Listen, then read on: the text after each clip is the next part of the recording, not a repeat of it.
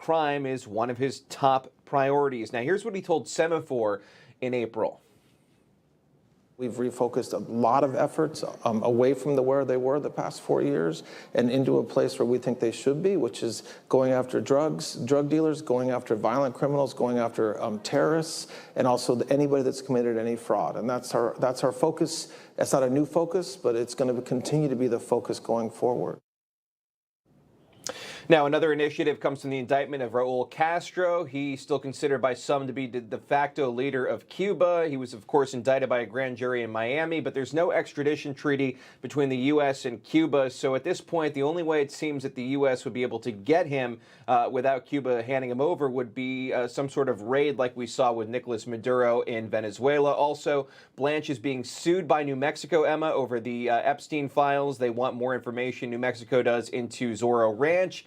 And then there's Dr. Fauci, because Congress voted to hold Fauci in contempt, and now it's up to Blanche to prosecute him. Back to you. Trump will be at the... You're watching theDove TV, encouraging and informative for Redding and the North State. Seen on KRDT 23, KDRC 26, Channel 16, Channel 29, and these Dove TV affiliates. Good morning. You're tuned to theDove, encouraging and informative, helping Oregon, Northern California, Idaho, and Nevada start the day with news and encouragement. This is Mornings on theDove. And good morning to you. Happy Monday, Tuesday, Wednesday, Thursday, Friday, Saturday, Sunday, Monday. Wait a minute. Happy Monday to you. Welcome to Mornings on theDove. There is a lot going on in the news. There always is. Jerry is here. Good morning. Yes, sir. He's wired up, literally. Absolutely. I found my way in. Yeah, I'm ready to go. Ready to go. All right. All right. Good morning to you. A lot in the news. There always is. Beautiful weather. Wow. Yeah. But our state is aflame. Oh, yeah. We went past the 2.2, heading towards the 2.3, maybe the 2.4 million acres burned or burning. And we have a big fire to the east of us here. The Wrights Fire, kind of northeast of Klamath Falls, and it's very serious. Let's see, we had a Caterpillar operator lose his life over on that fire. Oh, okay. And and then one of these large Sikorsky helicopters went down on the Utah fire. Mm-hmm. So this is dangerous work, folks. Yeah. Very dangerous work. So we'll give you an update on that, but our state has got a lot of problems. Mm-hmm. Our backyard at the moment, the wind has been prevailing in the right way, and we have a beautiful, clear blue sky morning on the makings out there. Did you hear your watch duty over the weekend? There was some, obviously, chiming, letting us know some updates, but there was a little fire that broke out between Highway 234 and the Evans Creek fire. Yes. Yeah, but they got on that immediately. Yeah. Woo! So a lot going on there. All right, good morning to you. Anything special? Well, first of all, you're going to love this.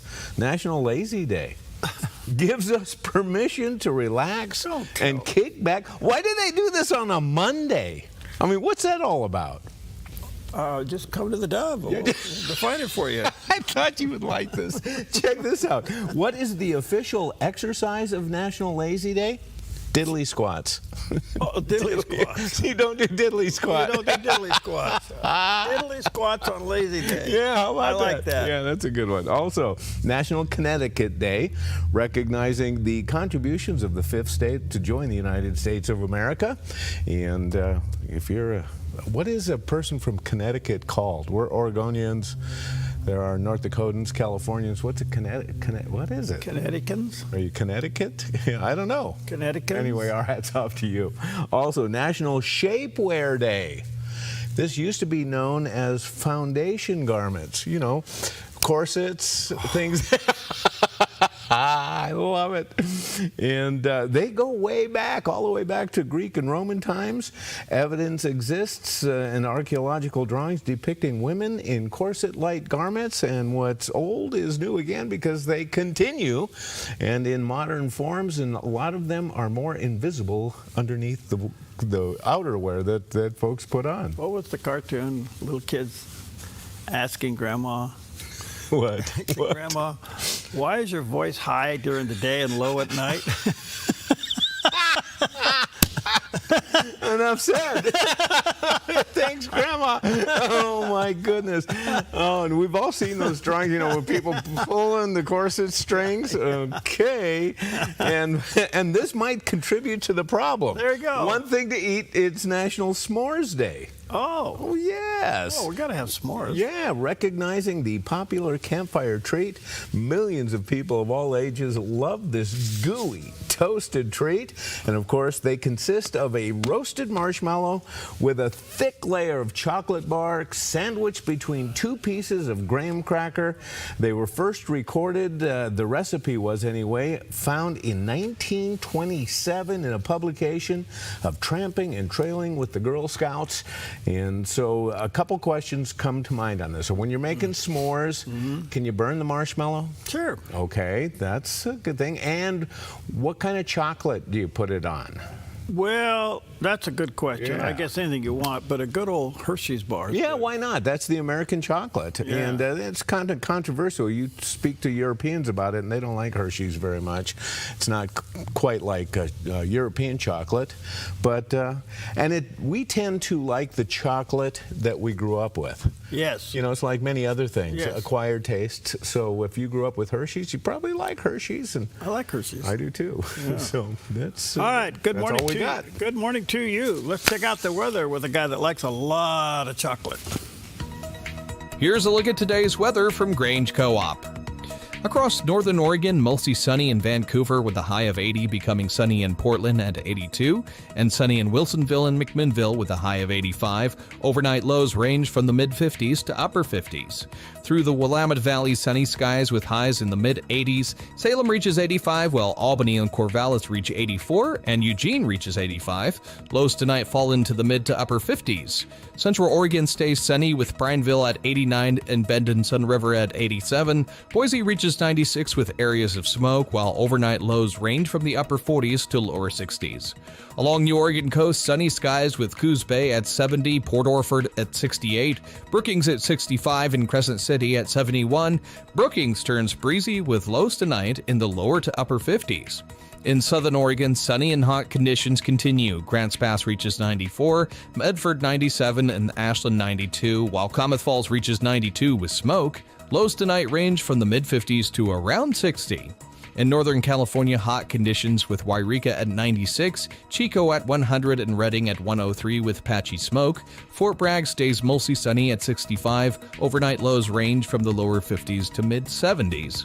In the Bay Area, patchy fog, then sunny in Santa Rosa at 85 and Napa at 80, with San Francisco mostly sunny at 72. San Jose is mostly sunny and reaches 89. A coastal flood advisory is in effect for Santa Rosa, Napa, and San Francisco. Central California stays hot with Sacramento at 96 and Stockton Modesto at 98. Fresno Visalia reach 106 and Bakersfield 107. Both have an extreme heat warning. Lows tonight range from the lower 60s to upper 70s.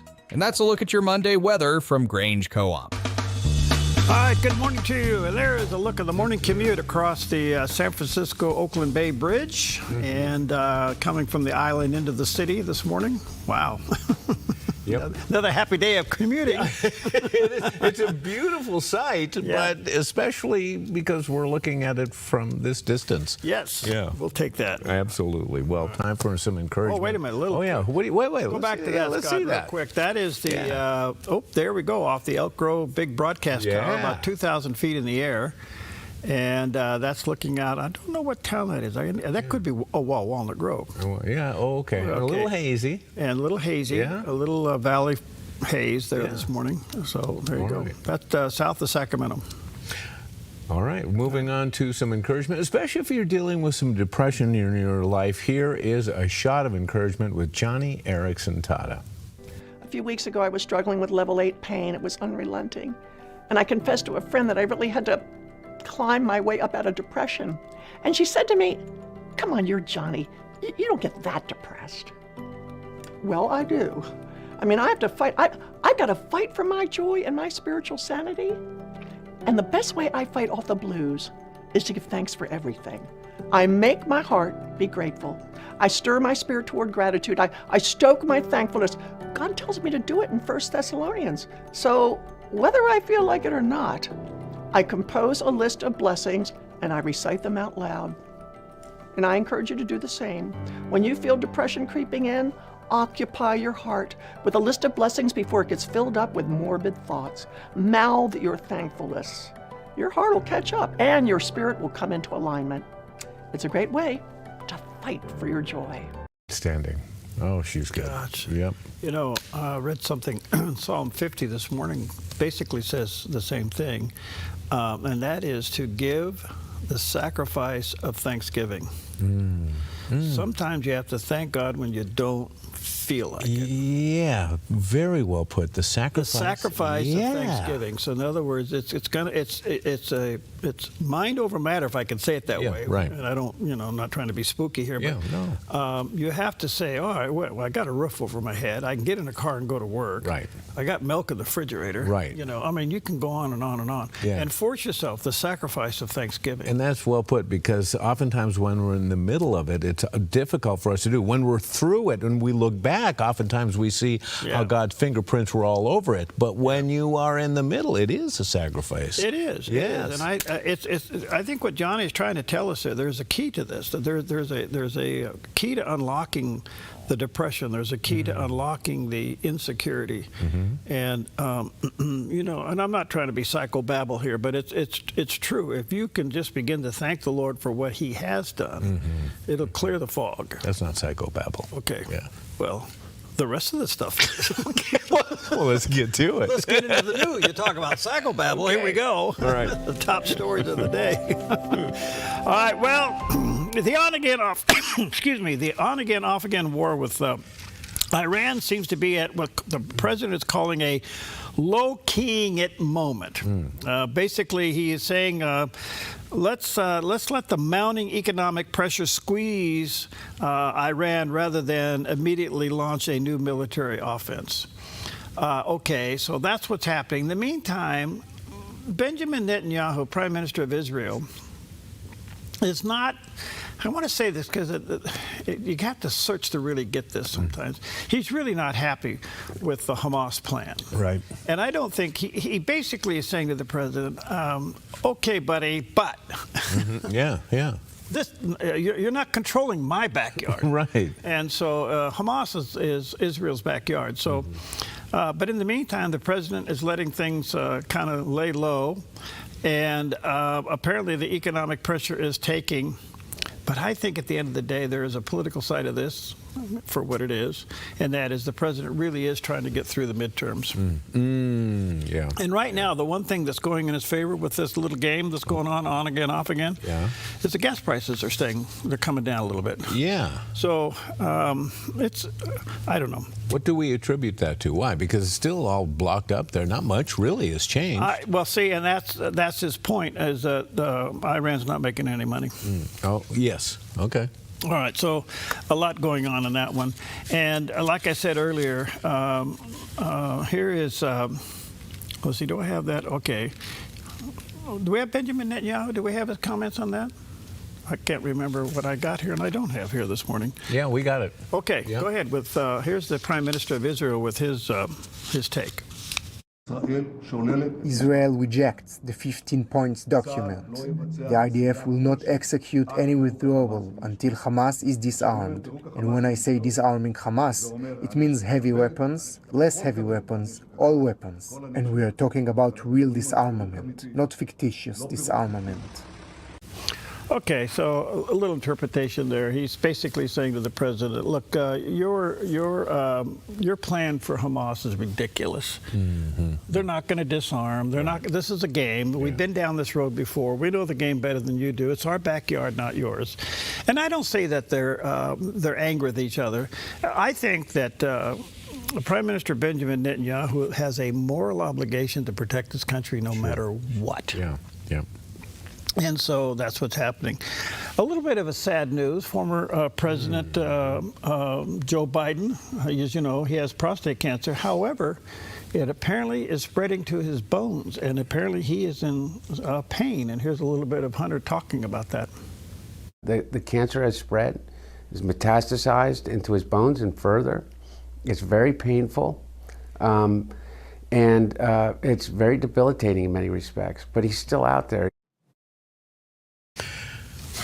I have a question, and I hope this is not inappropriate. You know, we have wondered whether if he had a cancer diagnosis while he was still in office. I think it's been floated. We know that he had diminished mental capacity, and that became very evident during the big debate.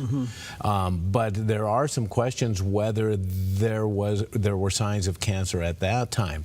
If he had not dropped out, and on a long shot, say he had won, would we now have Kamala Harris as the President of the United States? Well, those are a lot of, hypotheticals. But look, the answer is probably yes, because he's so incapacitated. One of the reports that I read was part of his mental decline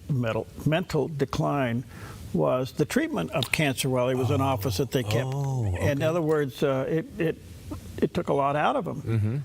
Look, at the end of the day, this is sad. It's really sad.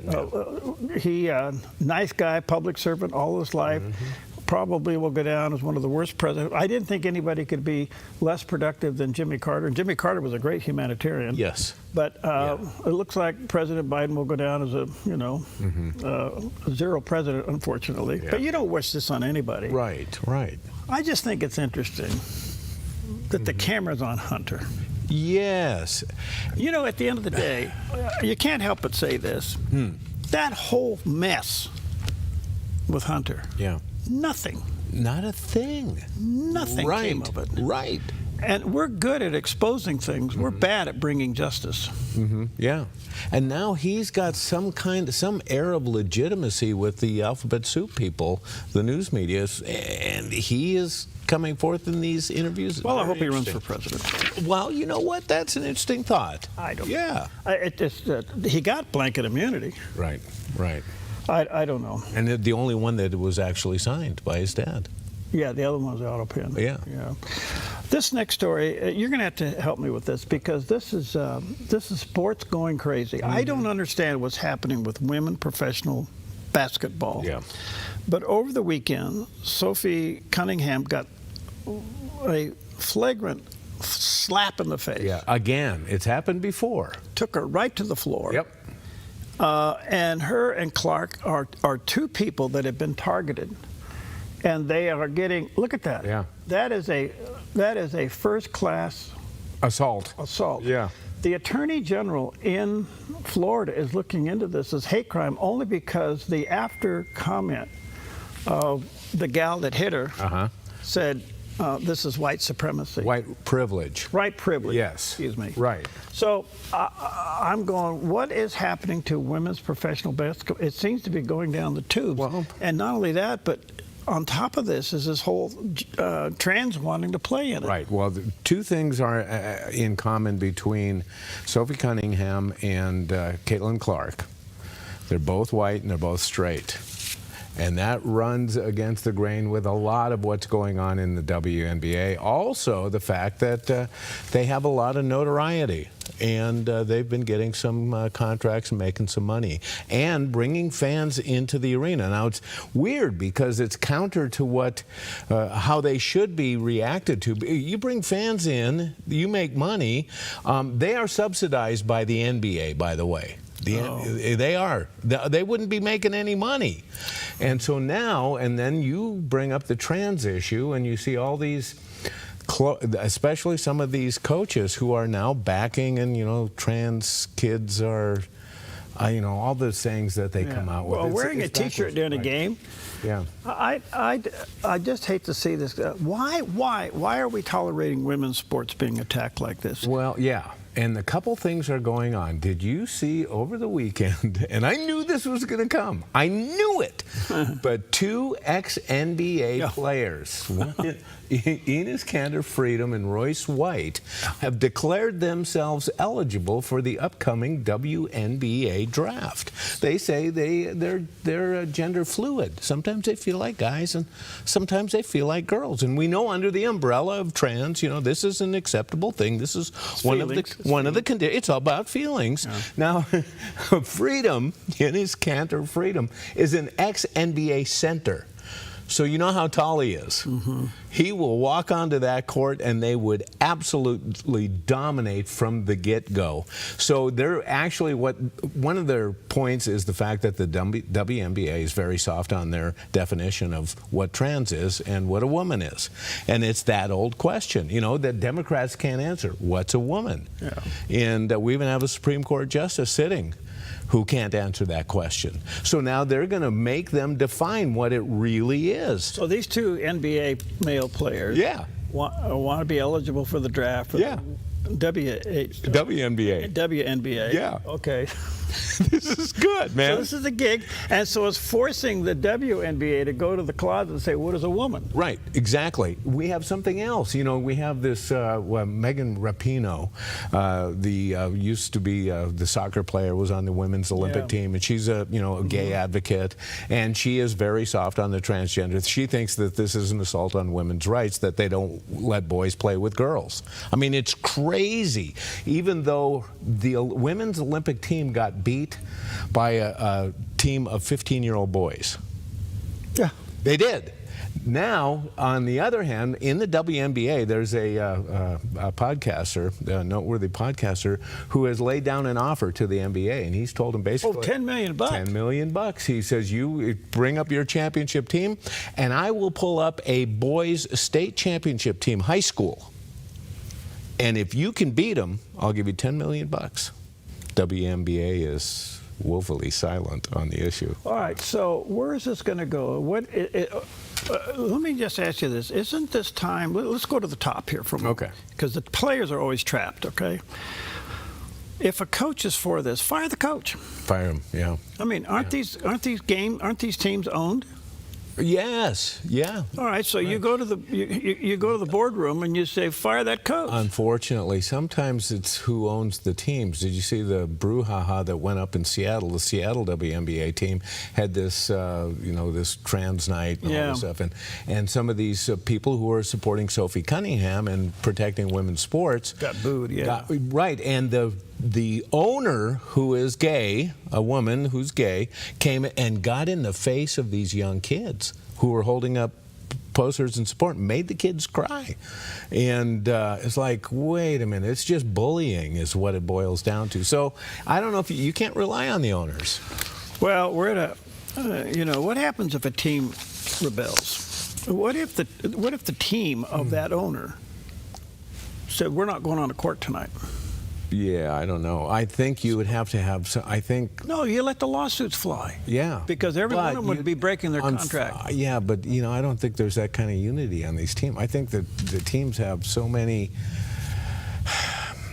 gay players who are behind this issue on the wrong side that they're not going to do it. They're not going to unite. So when are we going to have a woman play football?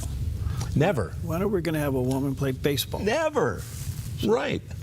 Yeah, you said it. All right. Well, there you go. Those are the top stories on a nice, beautiful Monday morning where today, what do we have today?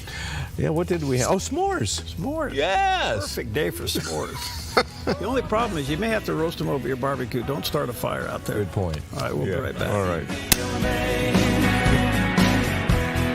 Blessed be the name of the Lord. Blessed be your glorious name.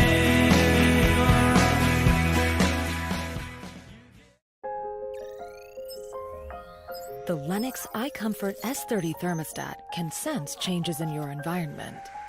It even knows when you come and go. So now your home's most important system is also the smartest. Metal Masters can give you the smartest home comfort system available. It knows when you're away and adjusts when allergens and humidity get uncomfortable. Trust Metal Masters to provide perfect air for your family. Lennox. Air is life. Make it perfect. Weekday mornings on the Dove, it's one of the longest running shows in broadcast history, the 700 Club. Informative, with the day's stories from a biblical perspective. Israel finds itself fighting. Trusted investigative reporting. Our chief political analyst, David. Encouraging, with uplifting stories of faith. And then she heard a prayer. I immediately felt the Holy Spirit Be encouraged and informed with the 700 Club. Weekdays at 11 on the Dove TV. Get more at thedove.us.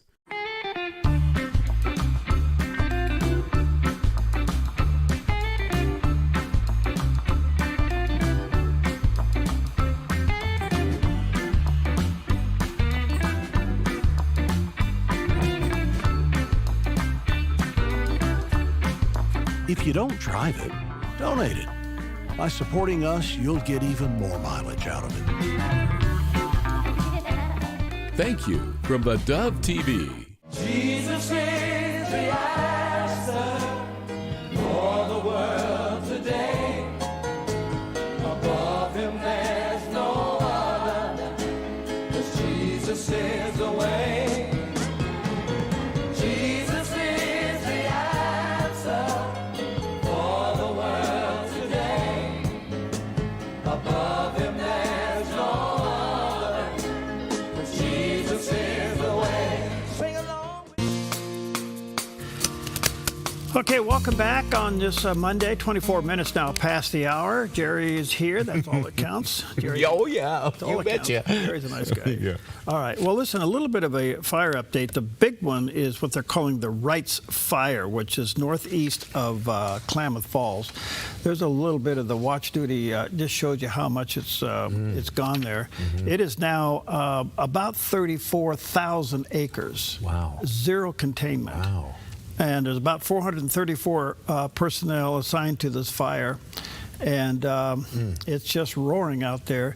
A couple of days ago, a bulldozer operator lost his life with an accident up there. So this one is really, really bad.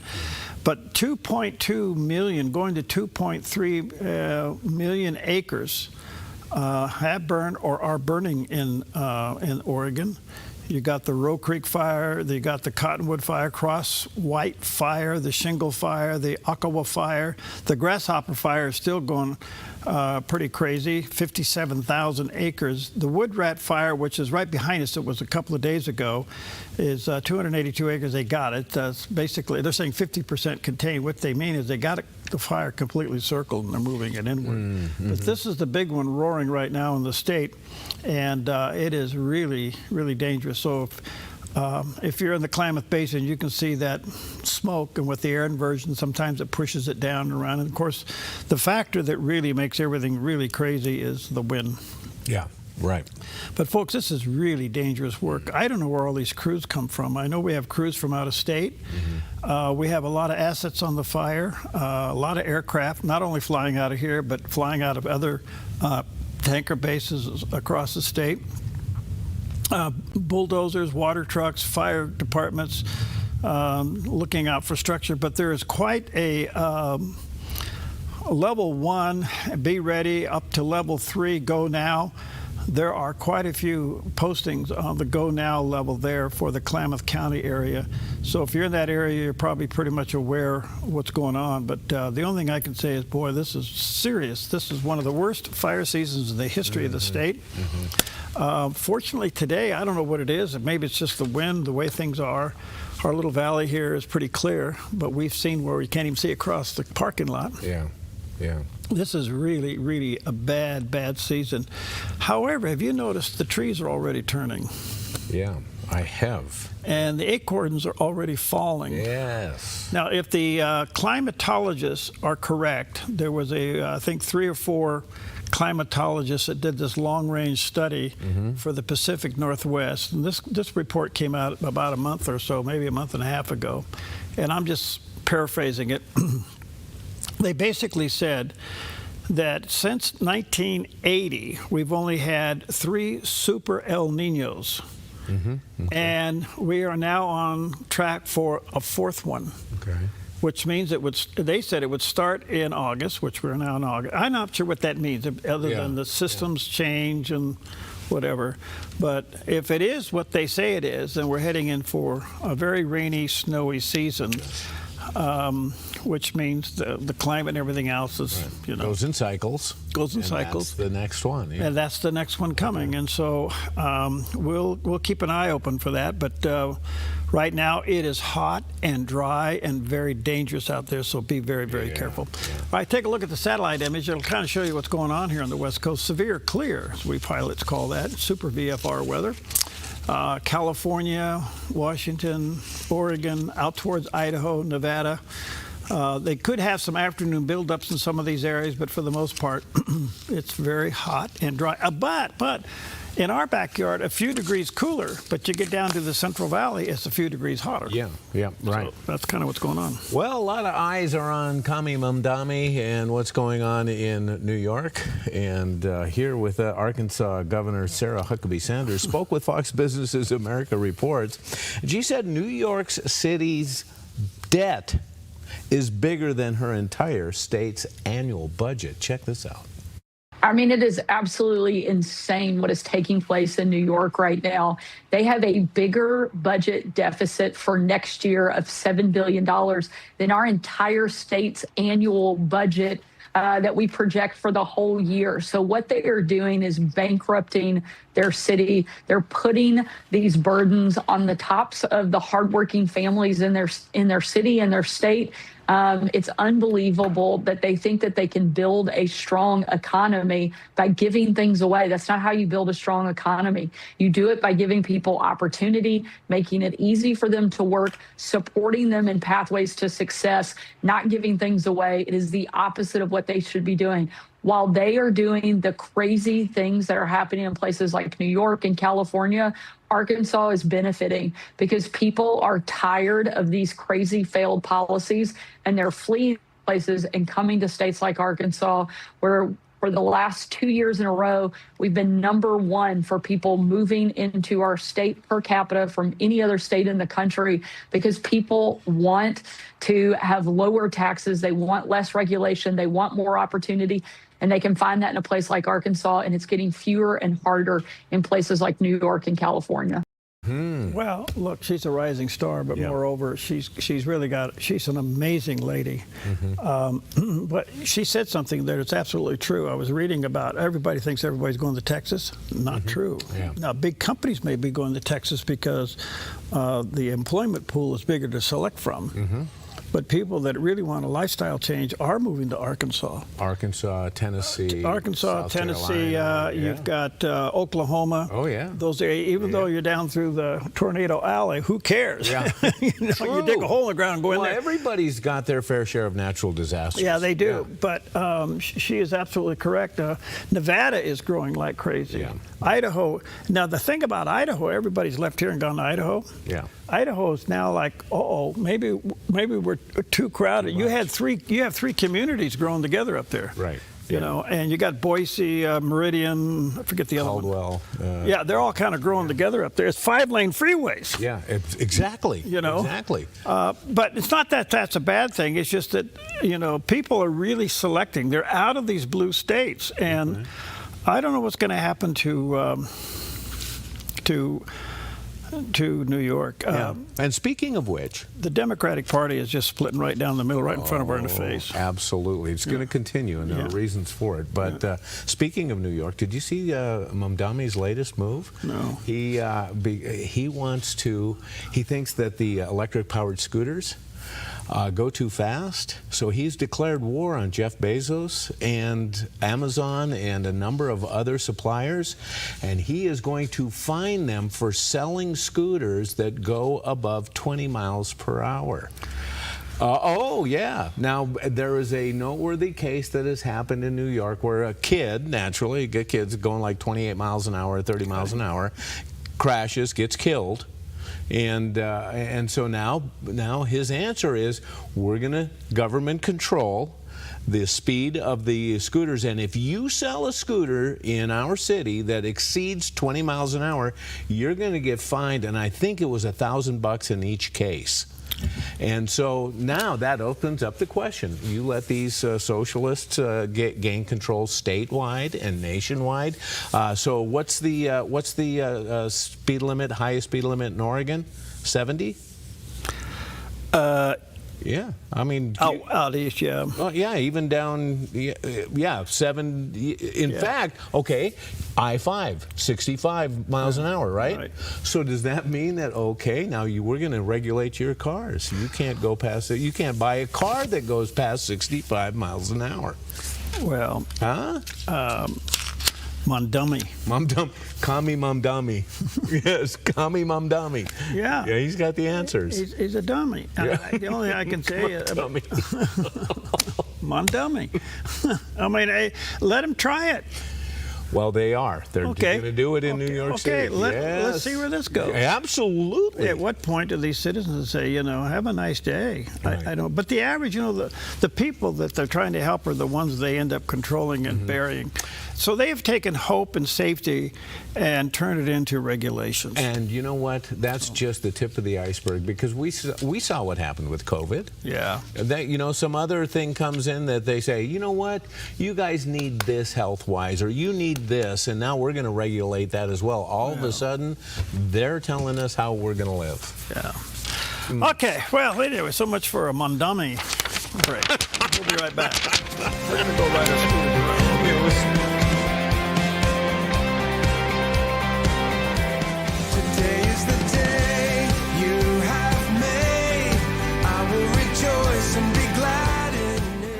At Kelly's Automotive Service, we understand that the automotive industry has a certain reputation, and we try every day to prove that we're different. We believe working from our purpose, which is to bless our staff, clients, and community, is a good start. While getting your car serviced or repaired isn't something that you look forward to, we hope that you leave us feeling heard and taken care of. Kelly's Automotive Service in Grants Pass and Medford, where we service your vehicle, but take care of you. kellysautomotive.com. When life feels heavy, your body feels it, your mind feels it. That is why I created Organic Elements Wellness Spa, a place where wellness is not a luxury, it's a way of life. Step into our wellness lounge with a Himalayan salt room, infrared sauna, steam room, and invigorating cold plunge. Restore your nervous system, detox your body, and clear your mind. Then experience customized massage, advanced skin therapies, and result-driven facials, all designed to help you look as good as you feel. There's nothing else like this in Southern Oregon. This is your space to heal, to reset, to glow.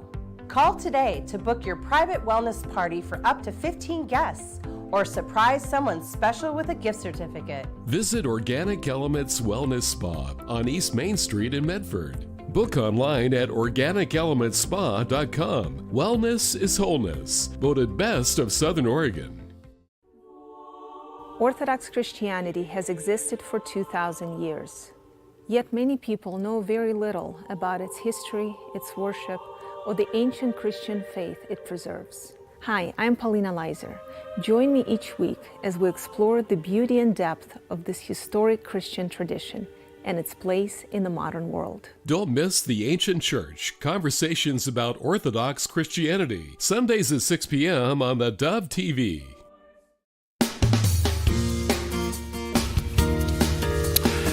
Okay, well, in the meantime, the Middle East is the Middle East, which is always an interesting thing to try to figure out. So that's why I have Jerry here. Oh, yeah, thanks so much. During the breaks, he straightens me out, so that when I talk, I sound intelligent. No, all I can think about is root beer floats and s'mores. Thanks. By the way, there's some of the Claudio Light left in there. Oh, cool. Okay. Yeah, all right, let's good. check in with CBN News and Paul Petit and find out what's going on in the Middle East, okay? Iran and Oman have agreed on the parameters for a temporary 60-day shipping corridor through the Strait of Hormuz. The Iranian deputy foreign minister says negotiations are nearly complete. We have made significant progress in our discussion with Oman, and this progress is on the verge of being finalized. Under the proposal, inbound vessels would coordinate with Iran, while outbound traffic would be managed by Oman. Iran says the strait will not fully reopen until the United States lifts its naval blockade and ends attacks on Iranian ports. President Trump says a deal could come at any moment, calling it Iran's last chance. But there are reports Israeli officials are concerned Washington is pursuing an agreement at almost any cost.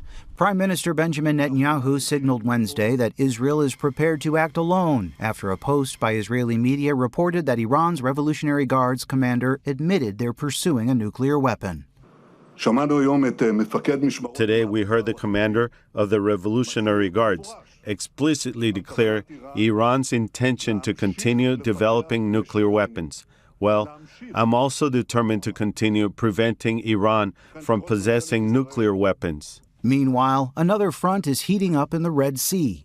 The Yemeni armed forces were able to target the Saudi oil tanker Wafa in the northern Red Sea, off the coast of Yanbu, with a number of ballistic missiles. This is the 8th vessel targeted by the Houthis since the blockade began on July 22nd. Meanwhile, in Rome, Israel-Lebanon peace talks were cut short as the IDF launched precision strikes against Hezbollah targets, citing a ceasefire violation. Overnight, Israel also announced 2 soldiers were killed and 4 seriously wounded during operations in southern Lebanon.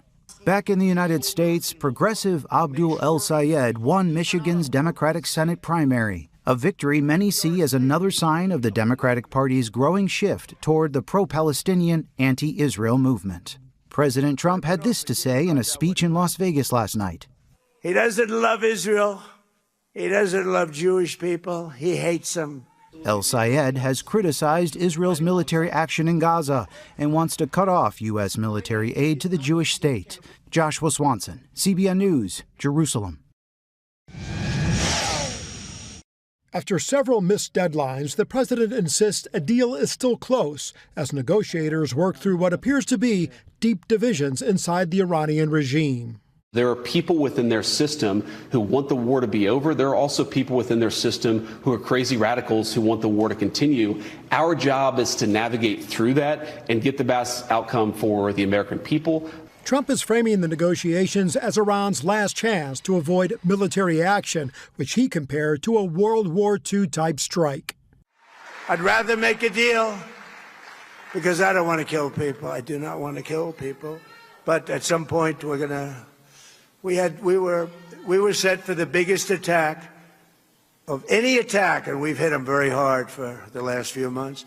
As the White House waits for a response, concerns are growing over what any agreement could mean for shipping through the Strait of Hormuz and whether Iran could gain greater influence over the world's most important energy choke points. Recent reports suggest that issue remains one of the toughest obstacles. At the same time, the war of words is escalating. Iranian officials have mocked Trump's optimism about a breakthrough.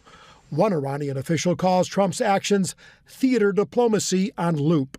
The president also responded to reports claiming the U.S. military is running low on munitions. We have certain types of munitions that are very powerful, that we have virtual unlimited supply. We have others where it's a little bit tighter, and we're getting them in on a daily basis. Trump also posted on Truth Social the reports were fake news, promising the leakers will be hunted down and jailed. All this comes as new reports that Iraqi militias and the Houthis may be preparing an attack against Saudi Arabia and other Gulf states. A reminder that Iranian proxies still have the ability to expand the conflict. Adding another layer of uncertainty, Turkey, Saudi Arabia, and Pakistan signed a joint defense agreement. The so-called Islamic NATO could reshape the regional security landscape for years to come. Meanwhile, the United Nations is expressing growing concern over reports of executions inside Iran as the regime continues its crackdown on dissent. Amid the geopolitical maneuvering, some evangelical leaders are urging Christians to view the crisis through a spiritual lens. Author and speaker Lance Wallnau attended Prime Minister Benjamin Netanyahu's recent meeting with evangelical leaders in Washington, D.C. I'm a Christian, right? So I believe we have to surround this whole process in prayer. During the meeting, Wallnau says he spoke directly with Netanyahu about what he sees as the deeper connection between America and Israel. I told him, I said, we're in a third great awakening. This may sound like strange language, but Israel's connected to the United States by the DNA of destiny, that we are tied together. Even our histories are kind of unique in terms of our Christian map of our high points and low points have also always corresponded with Israel's paroxysms and agenda. So I think he doesn't blink. I mean, what's interesting, you could talk to him about we're spiritually in a battle. A spiritual battle that appears to be heating up while diplomacy lingers. Paul Petit, CBN News, Jerusalem. Well, there you go. I don't know. Yep. Wait till the end of the day. It'll be something different. All right, let's check out the weather for you on this beautiful Monday here. Here's a look at today's weather from Grange Co-op. Across northern Oregon, mostly sunny in Vancouver with a high of 80, becoming sunny in Portland at 82, and sunny in Wilsonville and McMinnville with a high of 85. Overnight lows range from the mid-50s to upper 50s. Through the Willamette Valley, sunny skies with highs in the mid-80s. Salem reaches 85, while Albany and Corvallis reach 84, and Eugene reaches 85. Lows tonight fall into the mid to upper 50s. Central Oregon stays sunny with Prineville at 89 and Bend and Sun River at 87. Boise reaches 96 with areas of smoke, while overnight lows range from the upper 40s to lower 60s. Along the Oregon coast, sunny skies with Coos Bay at 70, Port Orford at 68, Brookings at 65, and Crescent City at 71. Brookings turns breezy with lows tonight in the lower to upper 50s. In southern Oregon, sunny and hot conditions continue. Grants Pass reaches 94, Medford 97, and Ashland 92, while Klamath Falls reaches 92 with smoke. Lows tonight range from the mid-50s to around 60. In Northern California, hot conditions with Wairika at 96, Chico at 100, and Redding at 103 with patchy smoke. Fort Bragg stays mostly sunny at 65. Overnight lows range from the lower 50s to mid-70s. In the Bay Area, patchy fog, then sunny in Santa Rosa at 85 and Napa at 80, with San Francisco mostly sunny at 72. San Jose is mostly sunny and reaches 89. A coastal flood advisory is in effect for Santa Rosa, Napa, and San Francisco. Central California stays hot with Sacramento at 96 and Stockton Modesto at 98. Fresno Visalia reach 106 and Bakersfield 107. Both have an extreme heat warning. Lows tonight range from the lower 60s to upper 70s. And that's a look at your Monday weather from Grange Co-op. Oh, I love that little banjo there. Oh, yeah. What an intro. Steve Martin. Yeah. He plays the banjo. I know. Wild He's and crazy good at guy. it, too. Yeah. Very good at it, yeah. Well, you know, you don't often see the President of the United States show up for a dedication on horseback wearing a cowboy hat, but one did on this day in history. On August 10, 1927, President Calvin Coolidge arrived on horseback wearing a cowboy hat to dedicate what would become one of America's most recognizable landmarks, Mount Rushmore. During the ceremony in South Dakota's Black Hills, Coolidge presented sculptor Gutzon Borglum with a set of steel drill bits, symbolically launching the massive carving project. Actual work on the mountain began just 2 months later. It took 14 years to complete the monument, with the faces of Presidents Washington, Jefferson, Roosevelt, and Lincoln standing 60 feet tall. Today, Mount Rushmore welcomes about 2 million visitors every year, making it one of America's most popular national memorials. Not bad for a project that began with one president on horseback handing over a box of drill bits. How about that? It's just amazing. Yeah. That whole thing is amazing. Yeah. There's quite a few documentaries on it, but to see that in your mind's eye and then to do it is just amazing. Oh, yeah, and what a photo op for the President of the United States. Yeah. Get on a horse, Get on a horse, put on a cowboy hat and ride in. No, I don't want Trump's face up there. That was my next question. No. Is there room for any more? No. No. I mean, if there's anyone that perhaps should have been up there, might have been Reagan, but yeah. No, the big T, no. He can put it on his building in New York, but yeah. Well, besides that, the environmental issues, nobody will allow anybody to carve anything like that again. No. Yeah. Yeah, well, there's plenty of those. All right, well, listen, I can't say enough about our friends there at Samaritan's Purse and all the work that they do. Here's a little bit of a backstory on the tornado that struck the people there in Coles County in Illinois, and here's a little bit of their work. It's surreal. Last Wednesday around 7 p.m., tornado sirens went off a few times, and we decided to try to go storm chasing and see if we could see a tornado. It actually came pretty close to the house, and we got sideswiped while we were gone.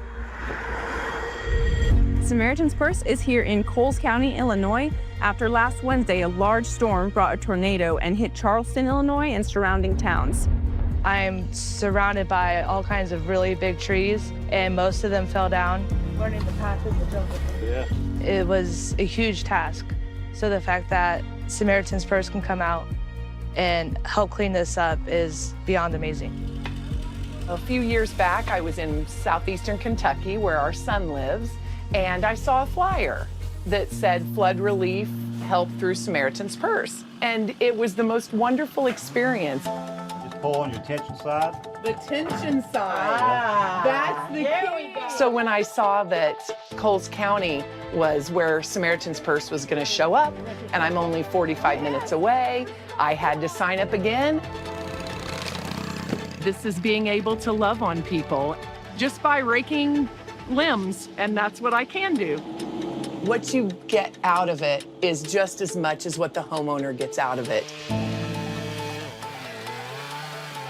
I would like to say thank you to God for keeping me and my family safe, and also everybody in the community, because this was no small storm.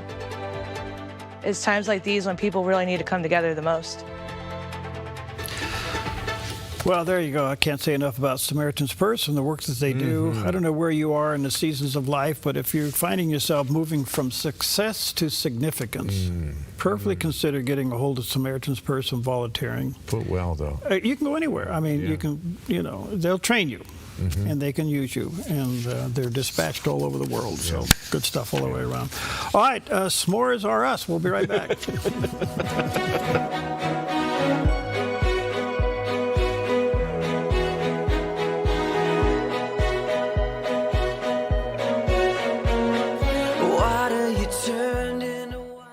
Being in business is challenging. At Network in Action Southern Oregon, we're all about real connection and real growth. We value your time with once-a-month meetings and believe in transformational relationships rather than transactional ones. We have 3 groups in the Valley, a Christian group, a Medford group, and a Grants Pass group, all filled with amazing local professionals. Network in Action Southern Oregon, so much more than just networking. Find out more at sonetworking.com. Come fall in love with Northridge Senior Living, where contemporary sunlit interiors meet old world elegance. Walk through our lovely hallways and enjoy the fun staff-led activities. Forge lasting friendships with other residents and our exceptional caregivers. Dine in style. Gather near the fireplace under breathtaking chandeliers. Our reasonably priced apartments are spacious with private balconies. Northridge is Christian-owned and operated, pet-friendly, and only 2 blocks from Asante Rogue Regional Medical Center. On-site, in-home care is available. We also offer senior adult daycare. Your loved one can spend the day with us, and the evenings with you. Northridge Senior Living, your home. Pastor Jack Hibbs, championing religious liberty, a deep love of God, freedom, and America. You may have seen him in the news during COVID as he pushed back against government-mandated church closures. Now you can see him on theDove TV every weekend on Real Life with Jack Hibbs. Learn, grow in your faith, and impact the world with authentic biblical teaching. Watch Real Life with Jack Hibbs Sundays at 10 a.m. and 7 p.m. on theDove TV. Welcome back. 9 minutes before the top of the hour on a beautiful Back at It Monday morning. Beautiful weather. We're enjoying really a nice morning here in Southern Oregon. However, the state has got a lot of problems. 2.2, 2.3 million acres burning out there. We're heading towards the midterms. The Michigan gubernatorial race is kind of heating up. Kind of interesting race going on there. John James, what a guy. What a guy. He's reacted to the clip that President Trump is saying that we're going to defeat the communism and the communists that are on some of these tickets. Boy, it's just no longer a joke. Right. They're there. Yeah. So anyway, here's a little bit of that discussion. They want to skip socialism. They want to go right down to the bottom of the barrel. That's communism. They want it to be a communist country. We're not letting them have it as a communist country, not even for a minute. Not even for a minute. Together we will defeat communism, socialism, and Marxism in America once and for all. Look, the choice is clear in November. We offer freedom, they offer socialism. We offer change, they offer continued decline. We offer common sense, they offer crazy. But we shouldn't underestimate the pain and desperation making false promises sound like hope. We have to show a different way. We have to show that by having free markets, by allowing choice, and by allowing freedom, can lower the cost of houses. We can lower the cost of healthcare. We can increase the opportunities for jobs, and we can fix our school system. That is the promise that we offer to get back to the American dream in Michigan and for the rest of the country. Yeah, the biggest thing is Michigan is 46th out of 50 overall. Our economy is 43rd. Our education is 45th, and they want to blame Trump for everything. Well, guess what? There are 45 states doing better than Michigan. We all have the same president. With having a different governor who can take us in the right direction, we're going to make sure that we fix our economy, increase affordability by making sure we have transparency in healthcare, by making sure we take care of Medicaid, when taking care of the people who need it, and going after fraud, waste, and abuse from people who would steal it. We're going to push back against this Green New Deal agenda, restore local control, and make sure that we lower our energy costs. And we're going to cut harmful regulations that increase the cost of housing, that are pricing our seniors and our young people out of homes. Great. We're going to do that. It's common sense, not crazy, and we're going to win. Well, look, he's a fireball. He is. And he could do it. I mean, it's interesting. You get these candidates on there, and they'll give you their their campaign pitch pretty fast. But look, he's very talented. He's got it going for him. So the other one is Minnesota. Yeah. And Mike Lindell, I don't know how he's going to make out there. You know. Yeah, I don't know either. He got cleared of that lawsuit with Dominion. Yeah, he got cleared of that. And I read, I don't know if this is true, he stepped down from CEO of MyPillow. Oh, really? Because he was running into the conflict. Can you do both? Can you be a CEO and a candidate? Oh. So he has stepped down from MyPillow, which is going to be interesting. We're not going to see him on the ads anymore. Oh, he was kind of good on those ads. Well, I don't know. They wore you out, but well, he makes you want to lay down and go to sleep. Yeah, well, we've had I've met him on a couple of occasions. He's a fun guy, but anyway. So much for going on. Hey, Professor Murray Sabrin will be with us. We'll be talking about the U.S. dollar. Is it going down, up, or staying steady? All right. All right, we'll check it out. Well, we all know it's never too late to do the right thing, and here is a fine example. A bookstore in Eureka, California recently received a surprise package containing a book that had been stolen 40 years ago. Inside was a handwritten apology from the person who admitted taking it while struggling with drug and alcohol addiction as a college student. The note explained they had recently rediscovered the book in a garage and wanted to make things right. They also enclosed $100 to help repay the store. The bookstore owner said she was deeply touched, adding that while it's easy to regret a mistake, it's far more meaningful to take the time to make it right, even 4 decades later. All right. Really? Yeah. How about that? I wonder if they found the Lord. You know, that is a big question, yeah. Yeah. Gone through some kind of rehab. Right. Found the Lord. Good stuff. Yep. All right, stick around. We got some good things to follow. In the meantime, take Romans 15:13. May the God of hope fill you with all joy and peace in believing, so that by the power of the Holy Spirit you may abound in hope. That's the true hope, not the one that's being marketed to get you to vote.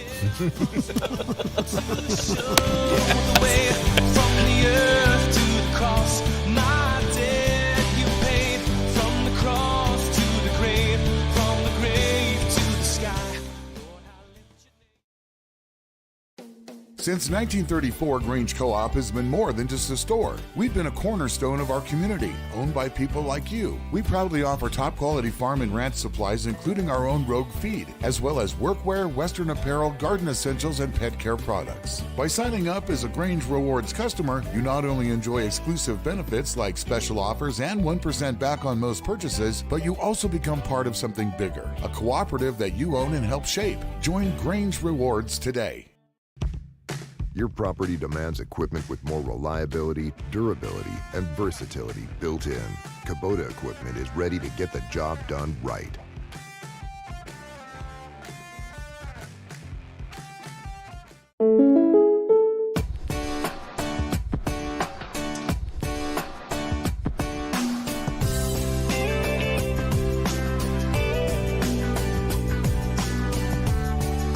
Combining your home and auto insurance could save you time and money.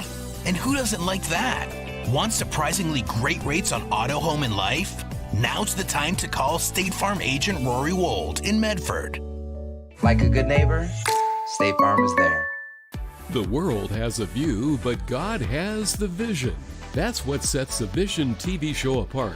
The Vision is an inspirational talk show that elevates voices of faith through powerful conversations, highlighting changemakers making a difference, blending heartfelt storytelling with practical insight, encouraging viewers to live life with clarity, compassion, and vision. Join Elvita King and friends for The Vision, Tuesdays right here on the Dove TV. Tackling the tough issues facing America and our nation's freedom. That's Sekolo on the Dove TV. DAs around the country finding who they want to prosecute and then determining what crime they could charge them with. You can't believe this is the country we're living in, that this is happening. A bold half hour hosted by ACLJ's Jordan and Logan Sekolo, taking you inside the battle of constitutional and political freedom, discussing issues that matter to you and your family. This is just not the right precedent we want to be setting, even if we don't like Donald Trump. This is just all-out chaos, and that's what could happen very soon. Watch Sekolo for issues that matter to you, addressing the problems of Christian rights in the workplace, school, the marketplace, and protecting human life. I hope this doesn't have to go all the way to the U.S. Supreme Court. Be in the know with Sekolo. Wednesday, Thursday, and Saturday only on the Dove TV. Gordon Robertson and Terry Mewson bring you the 700 Club. Watch weekday mornings at 11 on the Dove TV. Encouraging and informative.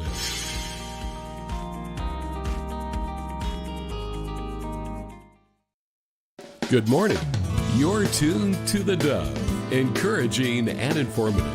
Helping Oregon, Northern California, Idaho, and Nevada start the day with news and encouragement. This is Mornings on the Dove. Well, good morning to you. Happy Monday. Welcome to Mornings on the Dove. This is Jerry's happy place. Yes, it is. This is his rehab mountain right here. You have no idea how accurate that is. There we go. Anyway, good morning to you. Happy Monday. A lot going on in the news. There always is. And we'll do our best to bring all that to you. In the meantime, continue thoughts and prayers for these firefighters. I'm telling you, folks, one of the worst seasons that the state of Oregon has seen in a long, long time. Last report, somewhere between 2.2 and 2.3 million acres are burning or have burned in the state of Oregon.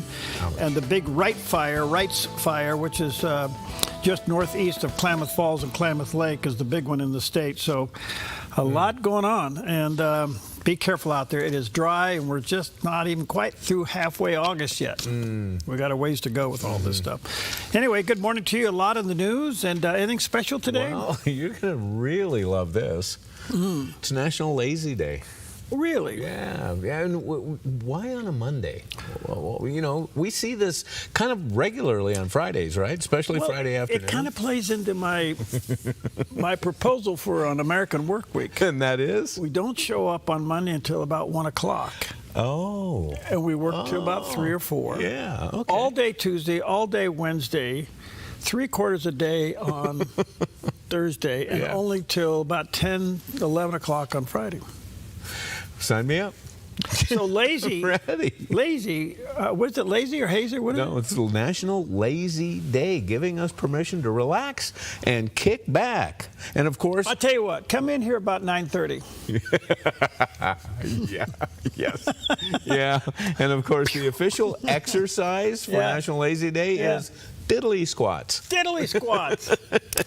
What is that? Nothing. Yeah, nothing. We don't do diddly squat. We don't do diddly squats. I love it. Right. It's also National Connecticut Day, recognizing the contributions of the fifth state to join the United States of America. And we're not quite sure what Connecticutans are called. Connecticutans? Connecticutans. Oh, I like that. That's Connecticutans. good. Connecticutans. I think. I don't know. Well, if not, they will be now, at least on this show. Okay. All right, moving on. National Shapewear Day. Oh. At one time known as foundation garments, and of course, going all the way back to Greek and Roman times with archaeological drawings depicting women in corset-like garments. We all see that in our mind's eye, pulling those strings back, tightening it up, making that hourglass figure.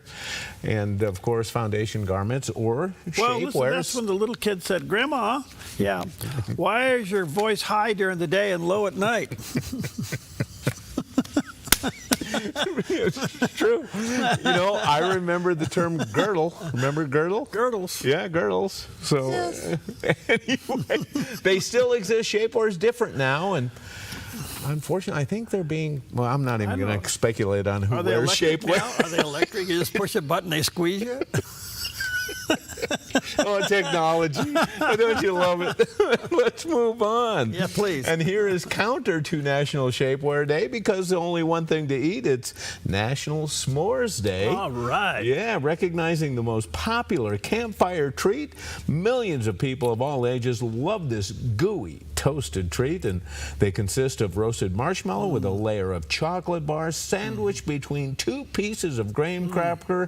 The first recorded version of the recipe can be found in the 1927 publication of Tramping and Trailing with the Girl Scouts. So the only question is, in preparing the marshmallow, are you allowed to burn it? You are, yeah. Okay, a little toasty. And what kind of chocolate do you use? Well, there's a variety, but I think the common one would be Hershey. Hershey's, yeah. For years been the largest chocolate manufacturer in the country, even though there are a lot of Europeans who would not sign on for that. The European chocolate a little different, and but I think that the chocolate that you grew up with is the chocolate you probably prefer. Yeah. Yep. All right. Well, listen, I will say this. S'mores without chocolate isn't really a s'more. No. What? Because I've seen people, take just a marshmallow and put it on the top of a graham cracker and call that one. So if it's chocolate is a s'more, then without chocolate it would be a s'moless. Okay. We can invent words. You keep taking your medication. It's working. It's working. Okay, thank you. All right, let's check out the weather for you on this Monday morning. Here it is. Pretty nice. Here's a look at today's weather from Grange Co-op. Across northern Oregon, mostly sunny in Vancouver with a high of 80, becoming sunny in Portland at 82, and sunny in Wilsonville and McMinnville with a high of 85. Overnight lows range from the mid-50s to upper 50s. Through the Willamette Valley, sunny skies with highs in the mid-80s. Salem reaches 85, while Albany and Corvallis reach 84, and Eugene reaches 85. Lows tonight fall into the mid to upper 50s. Central Oregon stays sunny with Prineville at 89 and Bend and Sun River at 87. Boise reaches 96 with areas of smoke, while overnight lows range from the upper 40s to lower 60s.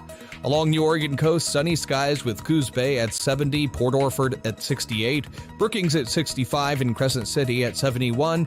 Brookings turns breezy with lows tonight in the lower to upper 50s. In southern Oregon, sunny and hot conditions continue. Grants Pass reaches 94, Medford 97, and Ashland 92, while Klamath Falls reaches 92 with smoke. Lows tonight range from the mid-50s to around 60. In Northern California, hot conditions with Wairika at 96, Chico at 100, and Redding at 103 with patchy smoke. Fort Bragg stays mostly sunny at 65. Overnight lows range from the lower 50s to mid-70s. In the Bay Area, patchy fog, then sunny in Santa Rosa at 85 and Napa at 80, with San Francisco mostly sunny at 72. San Jose is mostly sunny and reaches 89. A coastal flood advisory is in effect for Santa Rosa, Napa, and San Francisco. Central California stays hot with Sacramento at 96 and Stockton Modesto at 98. Fresno Visalia reach 106 and Bakersfield 107. Both have an extreme heat warning. Lows tonight range from the lower 60s to upper 70s. And that's a look at your Monday weather from Grange Co-op. Hi, good morning to you. And that's a different shot. This is taken... Antelope Mountain? Antelope. Yeah. Yeah, Antelope Mountain. This is just to the south of us, right? Eureka. Wow. So that's a different shot. We've never seen this one. You know, it's interesting, some of the cameras that they're finding out there, these live cam shots. Yeah, this is really kind of nice. Yeah. To show you. So they got some clear sky down. Yeah, it looks pretty clear indeed. Yeah, there you go. Good stuff. All right. Well, time for encouragement here with Johnny Erickson Tada, and especially as we look at the path that God puts us on through life, sometimes it can be confusing, and it certainly isn't always a straight line. Here is Johnny Erickson Tada. Hi, I'm Johnny. You know, when it comes to working out His plan in our lives, God delights in using so many twists and turns. For instance, just listen, after 70 years in exile, okay, the Israelites finally received permission from the king of Persia to rebuild the temple, okay? But rebuilding it turned out to be harder than they thought, because after they started, their enemies showed up. The bad guys even wrote a letter to the Persian king asking him to stop God's people from building the temple. Yet, just when it looked like the enemy had won, God showed the Israelites that He was greater, far greater than their enemies, because through a strange turn of events, the Lord arranged for Israel's enemies to go ahead and pay for the rebuilding. Whew. So, friend, if you feel God's provided an opportunity and it has not come through, do not lose heart in Him. Remember, when it comes to His plan, He loves designing all sorts of twists and turns. He specializes in arranging strange turns of events. So don't worry, He will come through with an ending that may well surprise even you. All right, good stuff. Yeah, amen to that. Yeah. All right, good morning to you. 9 minutes past the hour. Some of the top stories on this Back at It Monday morning. The president is basically saying that the United States is, quote, low-keying it with Iran, letting the economic pressures to take hold. And so, therefore, he's withheld further attacks on Iran for the moment. We'll see how this turns out. Will the economic squeeze work? I have no idea. Very much activity through the Straits, which in turn is basically saying Iran is not selling any oil, they're not making any money, and it is taking hold. So we'll see. Some people saying the president's doing everything he can to postpone the big finishing the job, so to speak, until after the election. I don't know. Politics, we're not inside the Situation Room, so we really don't know. In the meantime, Prime Minister Benjamin Netanyahu has basically said, look, Mr. President, appreciate you, but your plan for Hamas, we don't like it, and it's in our backyard, and we're going to do what we can to protect ourselves. And here's what he had to say about that. Israel rejects the 15 points document. The IDF will not execute any withdrawal until Hamas is disarmed. And when I say disarming Hamas, it means heavy weapons, less heavy weapons, all weapons. And we are talking about real disarmament, not fictitious disarmament. Basically, he's saying, look, anytime there's a pause in the action with these guys, they just basically reload. Yeah. And so he's not going to take this disarmament plan from Hamas to be serious. So in the meantime, the Houthis are back in the news. Hezbollah's back in the news. All of these are proxies of Iran. And as long as Iran continues to filter and fund these groups, this nonsense is going to continue. And you got to ask yourself, where is the breaking point? It seems to be highly motivated by the midterm elections at the moment. That's what most people will tell you. I don't have any insight on that. But in the meantime, this is kind of sad news. Former President Joe Biden's, he was diagnosed shortly after he left office that he had prostate cancer. Well, apparently it's spreading into his bones, and it's very painful. And his son, Hunter, in the news. I'm surprised he's even doing interviews, but he was given a blanket immunity. Totally, yes. So he can do anything he wants, I guess. In the meantime, here's what he had to say about his dad. The cancer has spread, is metastasized into his bones and further. It's very painful, and it's very debilitating in many respects, but he's still out there. So we'll see where this goes. It's sad. Yeah. Well, let me ask. You mentioned it was diagnosed shortly after he left the presidency. Was it really? It's been speculated that perhaps this showed up early, and this is another of those that they tried to keep the wraps on, including his diminished capacity mentally. Yeah. I don't know. That's a great question. It's also been said that, yes, they were treating it while he was president, and that was accelerated his mental capacity problems. Right. So his cognitive problems. So I don't know. Okay. Now let me ask you about Hunter. Is he rising? Are they legitimizing him now? We're seeing him commenting on things more and more. He's showing up on more podcasts. Unfortunately, we don't get to run many of the sound bites from podcasts because, quite frankly, they're filled with foul language. Yeah, he's got a bad mouth. Yeah. I don't know. Yeah. I think the frustration we have is we uncover fraud, we uncover illegal activity, we rant and rave about it, and at the end of the day, nothing happens. Yeah, yeah. Nothing happened to Lois Lerner. Right. Nothing happened to Hunter Biden. Right. And it looks like nothing will happen to Dr. Fauci. Yeah. Oh. Okay. Yeah. And so basically these people are literally getting away with murder. And so I don't know. It does leave you hanging, doesn't it? Yeah, it does. It really does. In the meantime, Blanche got through the Senate, and he's now the Attorney General. He was the Assistant Attorney General, and then he was acting Attorney General. Then he's got approved, and so he's now Attorney General. Don't know much about him, other than he seems to be somewhat of a hawk when it comes to justice, so we'll see. Yeah. And we'll see how he performs, but he's in there. All right, this next story, and you have to help me here because you're the sports guy. Okay. I don't know what's happening with the WNBA.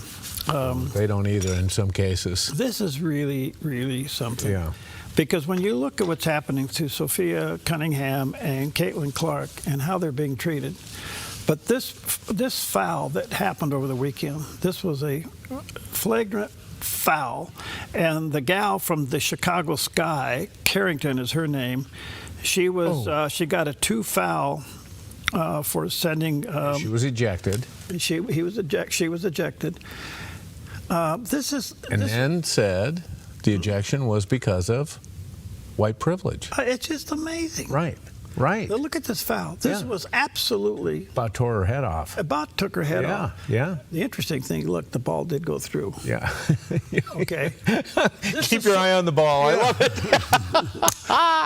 But the Attorney General in Florida looked into this and said this possibly could be a hate crime. Yeah.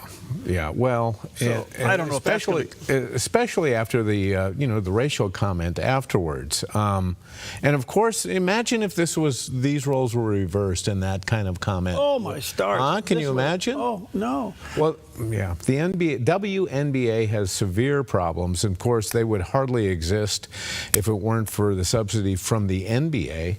But and then they're soft on the transgender issue, and we see a number of the coaches wearing these pro-trans T-shirts, and they think it's a women's rights issue instead of a threat to women's sporting rights. And now, and I knew this was going to happen, it was only a matter of time, that 2 ex-NBA players have now declared themselves eligible for the WNBA upcoming draft.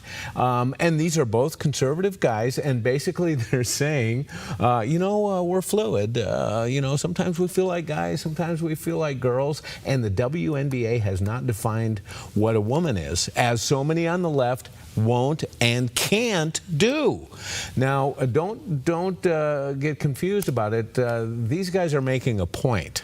It is. You need to understand they're not freedom. They're not gender confused. And they're Ennis Freedom and Royce White. They know who they are, but they are calling out the WNBA on their soft policy on what a woman is.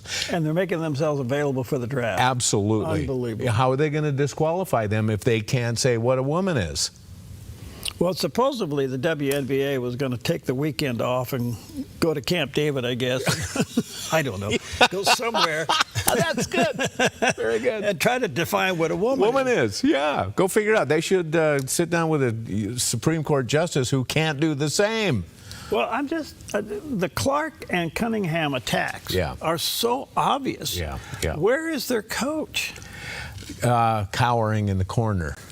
I mean, why isn't cowering in the corner? Why isn't the coach just sending them to the locker because room? of the WNBA agenda and the politics involved, these people are fearful. Well, I've never seen anything and complicit. I've watched some of the Clark attacks, and I go, my stars. Yeah. And by the way, she is like a three-point queen. Oh, she is. Yeah, she lights it up out there. She really does. She's one of the few gals that can go left, right hand in between her legs with the ball so fast you can't even see it. Yep. And then she can dunk it for 3 points. But she is something. And Cunningham, obviously a star herself. But man, when you see that in slow motion, there is no question this was deliberate. Oh no. Yep. Yep. I don't know. White privilege. Is that what it is? That's what it is. Okay, well, everybody in the WNBA needs some s'mores. Burnt marshmallow or not makes I don't know. no difference. Just, isn't a s'more a mixture of black and white? Yeah, there you go. So they all need to sit down and have some s'mores. It's all good. All right, we'll be right back. All right. The everlasting God, you do not faint, you won't grow. Buying or selling a home can be stressful. It's one of the biggest decisions you'll make in your lifetime. That's why it's important to work with someone you trust, someone who has the right experience and knowledge of the market. Hi, we're Patrick and Paulina Leiser with Leiser Real Estate Group. And whether you're looking to buy or sell a home, our mission is to take the stress out of the transaction and make it as seamless and rewarding as possible. Contact us today. We look forward to working with you.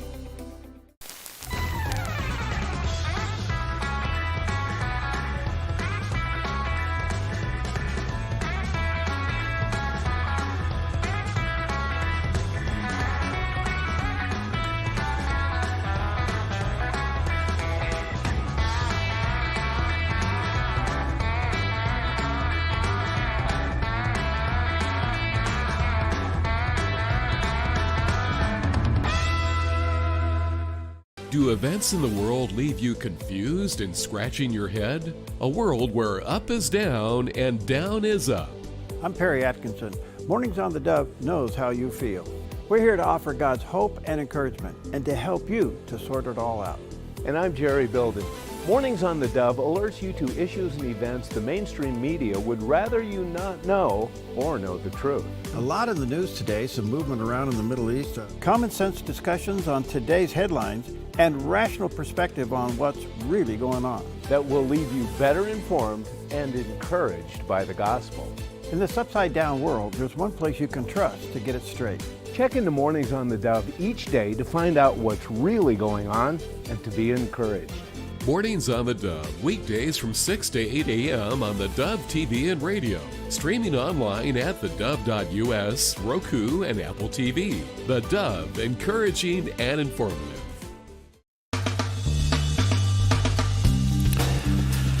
Okay, welcome back. 20 minutes past the hour on this beautiful Back at It Monday morning. At least here in Southern Oregon, we're enjoying some nice weather.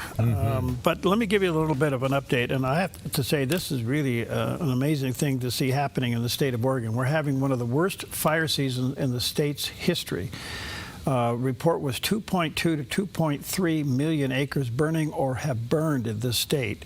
And the biggest one going on right now is what they're calling the Wrights Spring Fire. It's just to the northeast of Klamath Lake in Klamath County. It's 34,000 acres. About 434 personnel are assigned to the fire, more coming in. And this one, zero containment, by the way.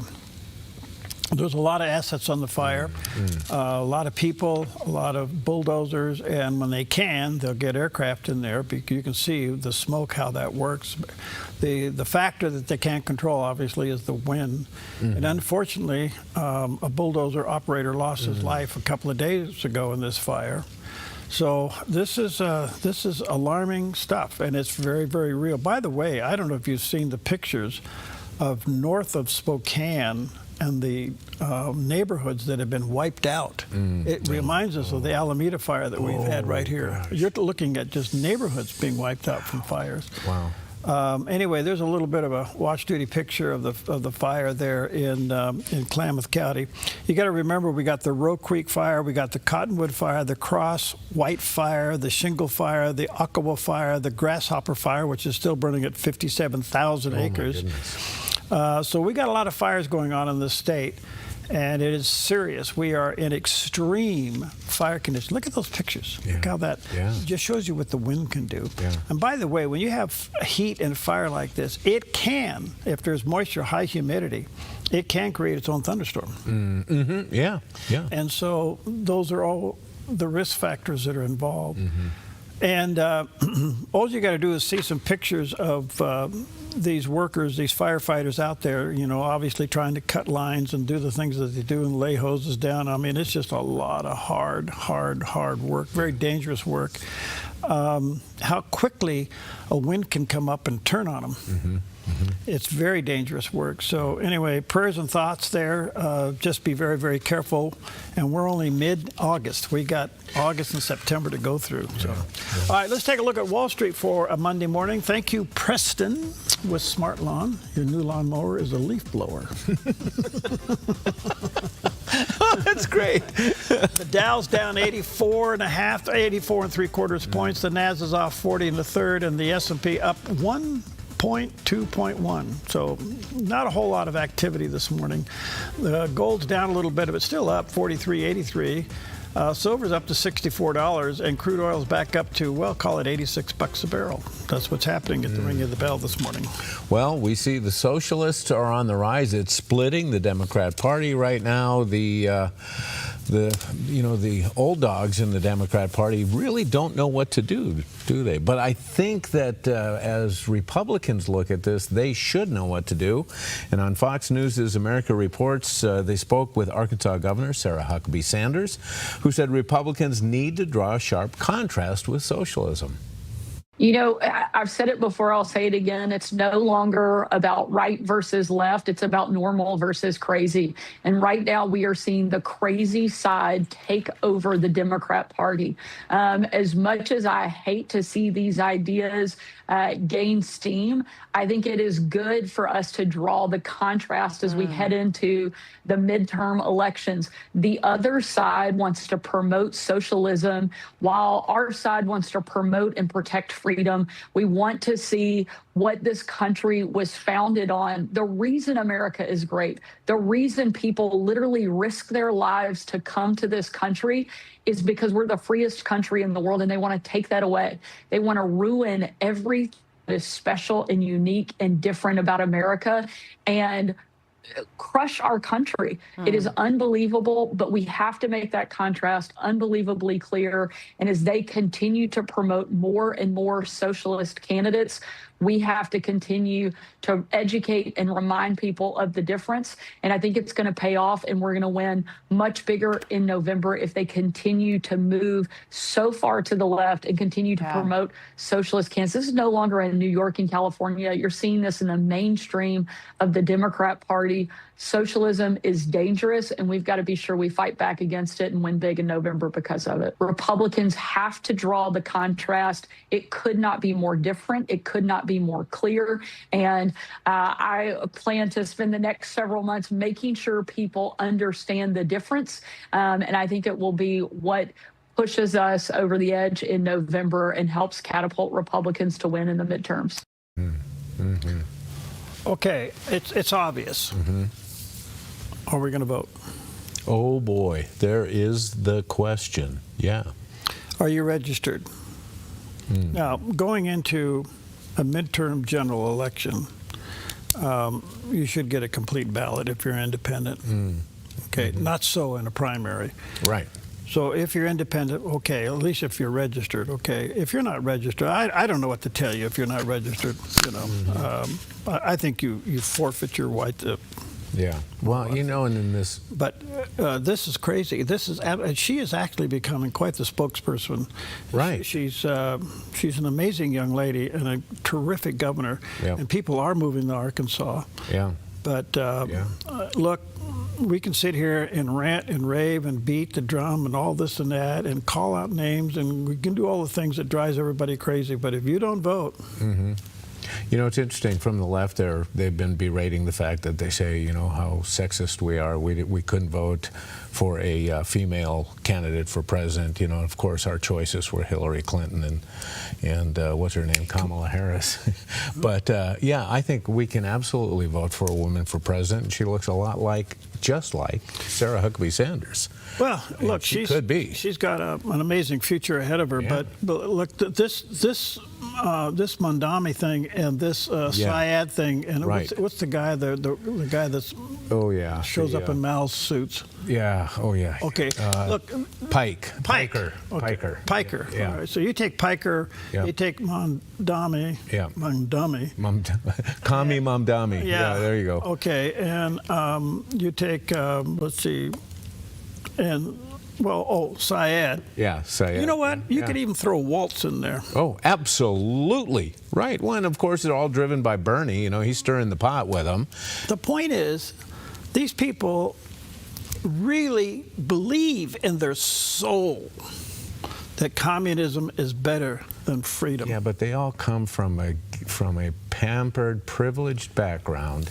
They've never had to live what they're purporting, and now, did you see that Mamdani is declared war and is in a fight with a big Democrat backer and funder, Jeff Bezos, of Amazon fame, and because basically what Mamdani has said is that after a recent accident with a young guy on one of these electric scooters, he was driving too fast and crashed and was killed, and now he's saying, okay, you will not be allowed to sell these electric scooters to anybody in our city if they exceed 20 miles per hour. So they're putting basically a governor on the electric vehicles.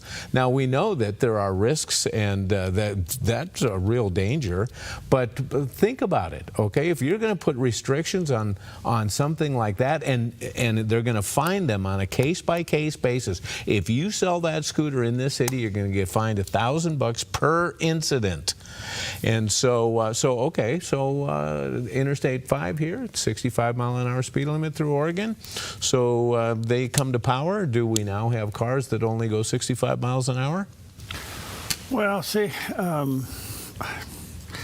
what does this have to do with making a city great? It has nothing to do with it.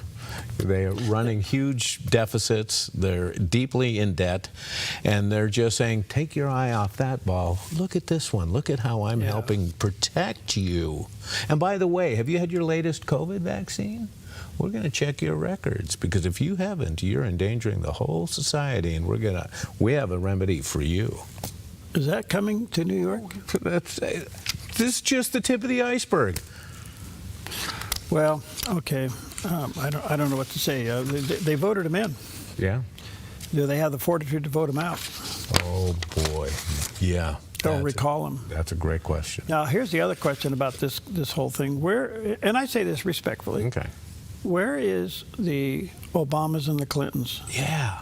Are they going to let themselves be identified with this, or are they going? I see an open door. I'm going to look at this totally political just for a moment. All right. Just being a rat for a moment. Yeah. Okay. And that is, if the Clintons and the Obamas were to pull out away from this, they could take power of the Democratic Party again and give it a fresh direction away from communism and show themselves as heroes. Now, I don't know if they're electable, but they could control. Yes. And they're into power, money, and control. But are they lying, though? Are they afraid? Because even Piker has said, if you don't toe the line, if you are a Democrat and you don't toe the line with this new wave, you need to be punished. Well, that's Here just, they come. That's bullying. I need to get Paul Coughlin on. Bullying at the national level. There you go. By the way, well, I won't go there. I don't need the controversy today. Honey, we need more s'mores. Oh, come on. No, we need more s'mores. I think we need a s'more. We do. The great WNBA healer, a s'more. We'll be right back.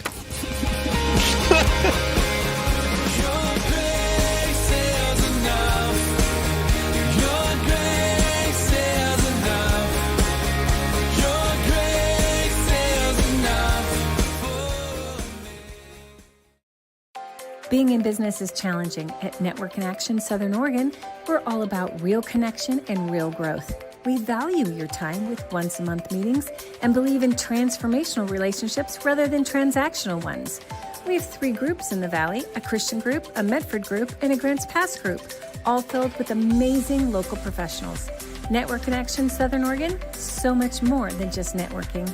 Find out more at sonetworking.com.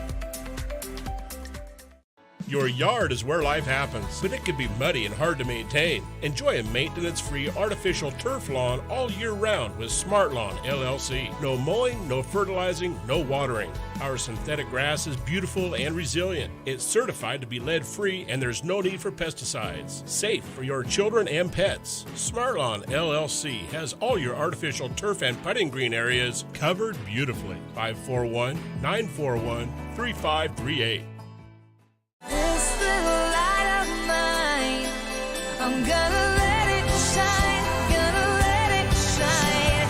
This little light of mine, I'm gonna let it shine. This little light of mine, I'm gonna let it shine, gonna let it shine. Oh, shine.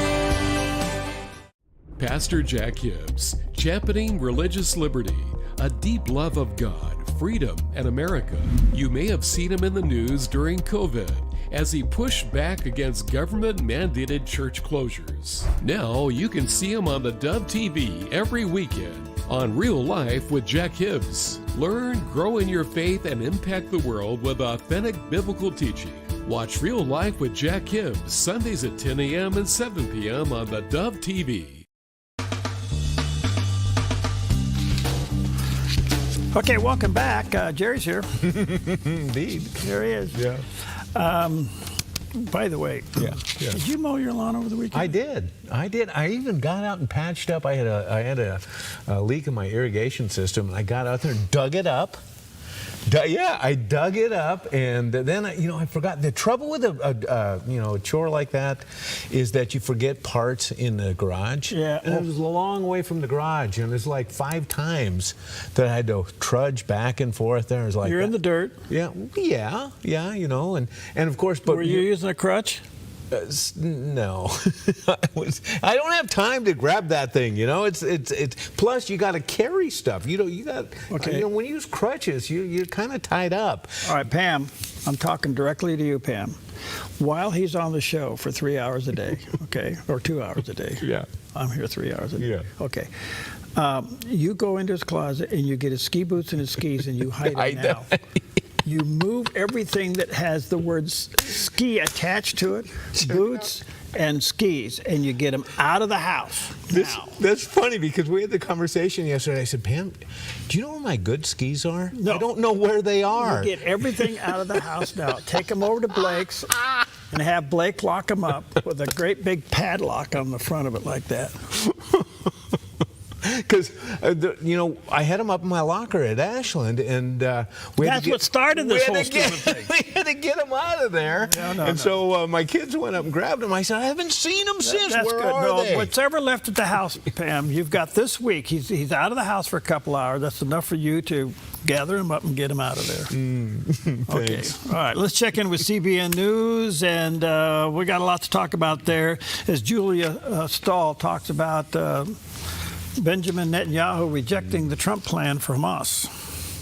Israeli Prime Minister Benjamin Netanyahu has rejected the 15-point Gaza peace plan intended to disarm Hamas and create conditions for a full Israeli withdrawal.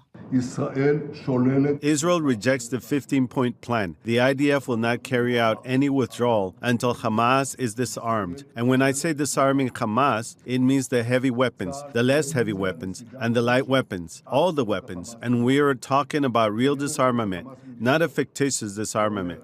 Netanyahu says Israel is talking with the U.S., but will continue to stand against the enemy.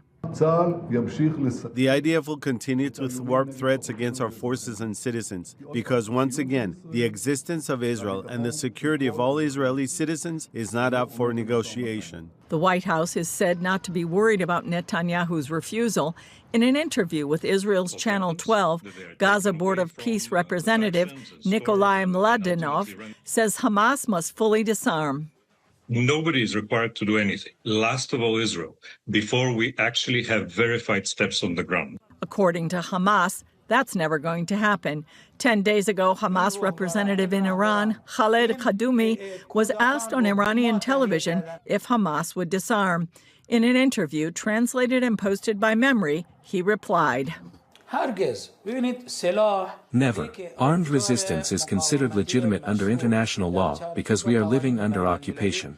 Regarding Iran, Netanyahu said he appreciates President Trump, but indicated that Israel will take care of Iran's nuclear threat on its own if need be.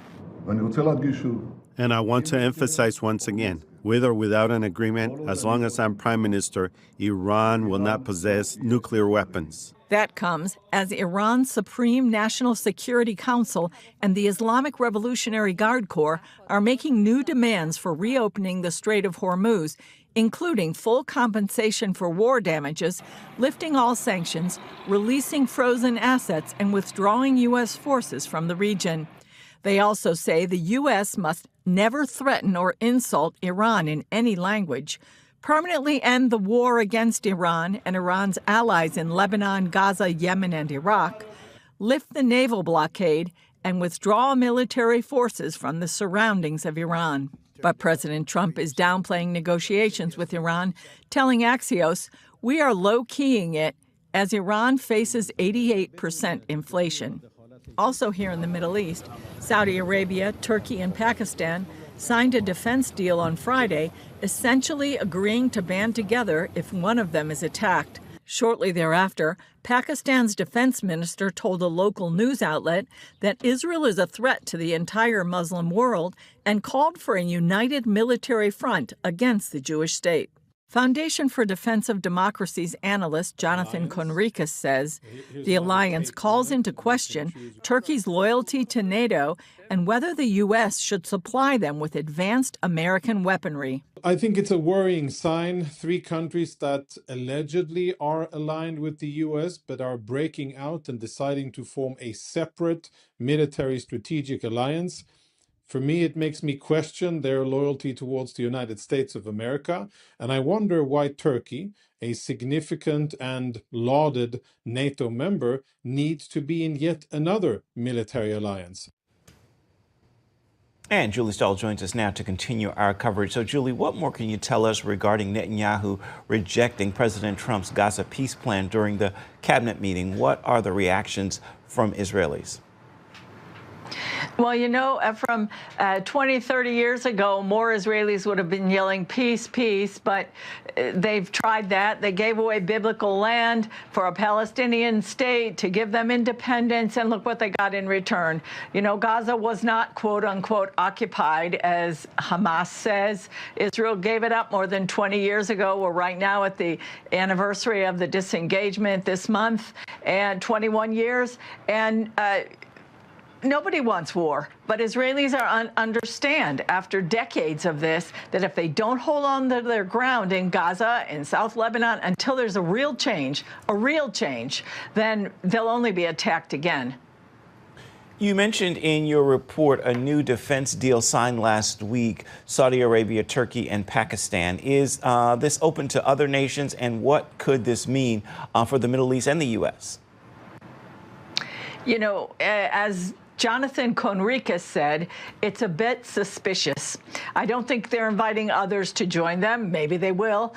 Supposedly, they're all standing with Israel or with the U.S. and they're allies of the U.S. Turkey is begging to buy U.S. military equipment. Just a few weeks ago, the U.S. was trying to get Saudi Arabia into the Abraham Accords with Israel. Now they've all joined an alliance that's clearly not Israel-friendly. Just a few weeks ago, a Turkey official said he hopes to be mayor of Jerusalem again when Turkey gets it back. that would also cast doubt on the idea of a Palestinian state if Turkey's ruling here. So there's clearly some things going on behind the scenes. Iran says it's not concerned about this alliance. It's says that it's moving away. It seems to be moving away from the U.S. and Israel. However, it is a Sunni Muslim alliance where Iran is Shiite. They don't always get along. We don't know if that will eventually develop into something more or not. Well, this is setting up a whole nother problem. What do you do with Turkey being a member of NATO? Yeah. And they want to take over Israel. You know, if you're a student of the Old Testament, and all of us should be, Israel has been under attack from day Absolutely, yeah. How many times has Jerusalem been knocked down? Oh, man, yeah. And the walls being rebuilt. Rebuilt, yeah. And they still exist. Yep. All you got to do is read the story of Nehemiah, which is a fascinating story, you know. And I don't know. I could take off on that, but I won't. Because today is Preach it. Monday. Okay. We need to know what the weather's going to be. Here it is. Here's a look at today's weather from Grange Co-op. Across northern Oregon, mostly sunny in Vancouver with a high of 80, becoming sunny in Portland at 82, and sunny in Wilsonville and McMinnville with a high of 85. Overnight lows range from the mid-50s to upper 50s. Through the Willamette Valley, sunny skies with highs in the mid-80s. Salem reaches 85, while Albany and Corvallis reach 84, and Eugene reaches 85. Lows tonight fall into the mid to upper 50s. Central Oregon stays sunny with Prineville at 89 and Bend and Sun River at 87. Boise reaches 96 with areas of smoke, while overnight lows range from the upper 40s to lower 60s. Along the Oregon coast, sunny skies with Coos Bay at 70, Port Orford at 68, Brookings at 65, and Crescent City at 71. Brookings turns breezy with lows tonight in the lower to upper 50s. In southern Oregon, sunny and hot conditions continue. Grants Pass reaches 94, Medford 97, and Ashland 92, while Klamath Falls reaches 92 with smoke. Lows tonight range from the mid-50s to around 60.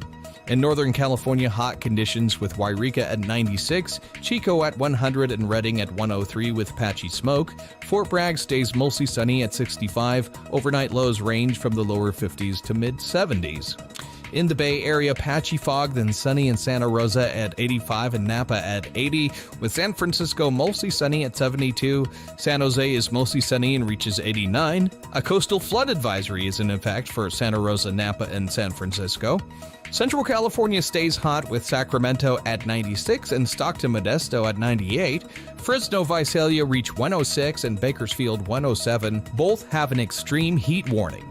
Lows tonight range from the lower 60s to upper 70s. And that's a look at your Monday weather from Grange Co-op. Oh, yeah, a little banjo break here. You know, banjo break. I love it. You don't often see the President of the United States showing up for a dedication on horseback, wearing a cowboy hat, but one did on this day in history. On August 10, 1927, President Calvin Coolidge arrived on horseback wearing a cowboy hat to dedicate what would become one of America's most recognizable landmarks, Mount Rushmore. During the ceremony in South Dakota's Black Hills, Coolidge presented sculptor Gutzon Borglum with a set of steel drill bits, symbolically launching the massive carving project. Actual work on the mountain began just 2 months later. It took 14 years to complete the monument, with the faces of Presidents Washington, Jefferson, Roosevelt, and Lincoln standing 60 feet tall.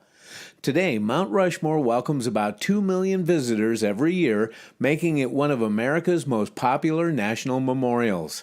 Not bad for a project that began with one president on horseback handing over a box of drill bits. Oh, will there ever be a fifth up there? Well, look, I know the Big T wants up there, but I hope that never happened. Yeah. There was talk about Ronald Reagan. Right. And Hillary wanted to be up there. No, leave it alone. Yeah. Leave it alone. Never happened. But it was great to see him in a cowboy hat. Yeah, I love that. I'm trying to think, the only other president I saw in a cowboy was George W. Oh, and how about Ronald Reagan? Reagan wore one. He could ride up to that thing with a go. cowboy hat on. Yeah, he could have done that. All right. Well, listen, I can't say enough about the Ministry of Samaritan's Purse and what they do. I think they're the #1 humanitarian organization in the world. And they go into Coles County, Illinois, right after a tornado hit. And here's the story. Surreal. Last Wednesday around 7 p.m., tornado sirens went off a few times, and we decided to try to go storm chasing and see if we could see a tornado. It actually came pretty close to the house, and we got sideswiped while we were gone. Samaritan's Purse is here in Coles County, Illinois.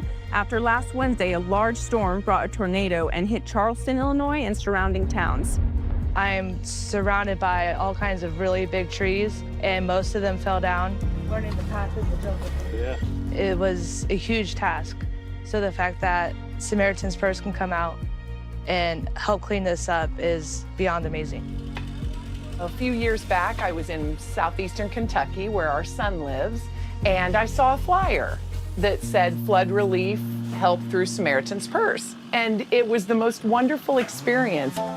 Pull on your tension side. The tension side. That's the key. So when I saw that Coles County was where Samaritan's Purse was going to show up, and I'm only 45 minutes away, I had to sign up again. This is being able to love on people just by raking limbs, and that's what I can do.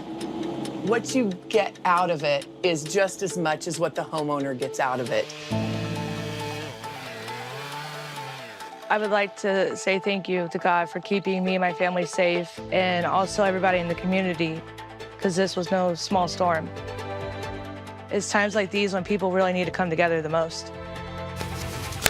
Well, Samaritan's Purse, by the way, you know, if you're in the season of life where you're moving from success to significance, check out Samaritan's Purse. They will train you, and they can use you. All right, we'll take a quick break. We'll be right back.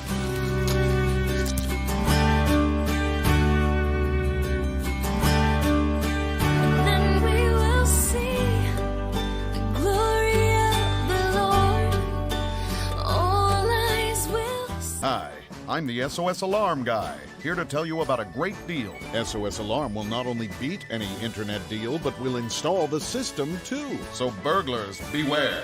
SOS Alarm for security and beyond.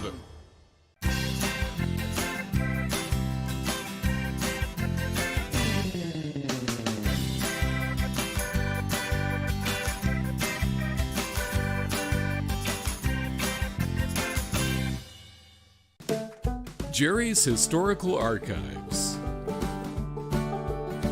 U.S. History. Great moments in time. Record breakers. Our music through the years. Historic leaders. Moments to remember. Go back in time.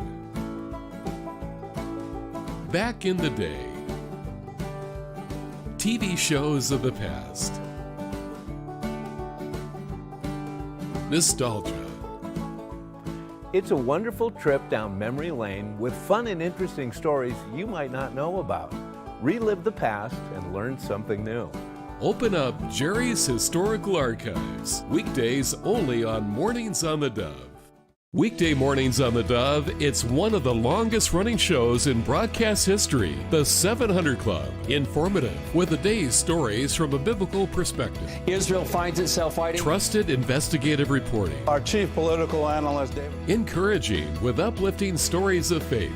And then she heard a prayer. I immediately felt the Holy Spirit. Be encouraged and informed with the 700 Club. Weekdays at 11 on the Dove TV. Get more at thedove.us.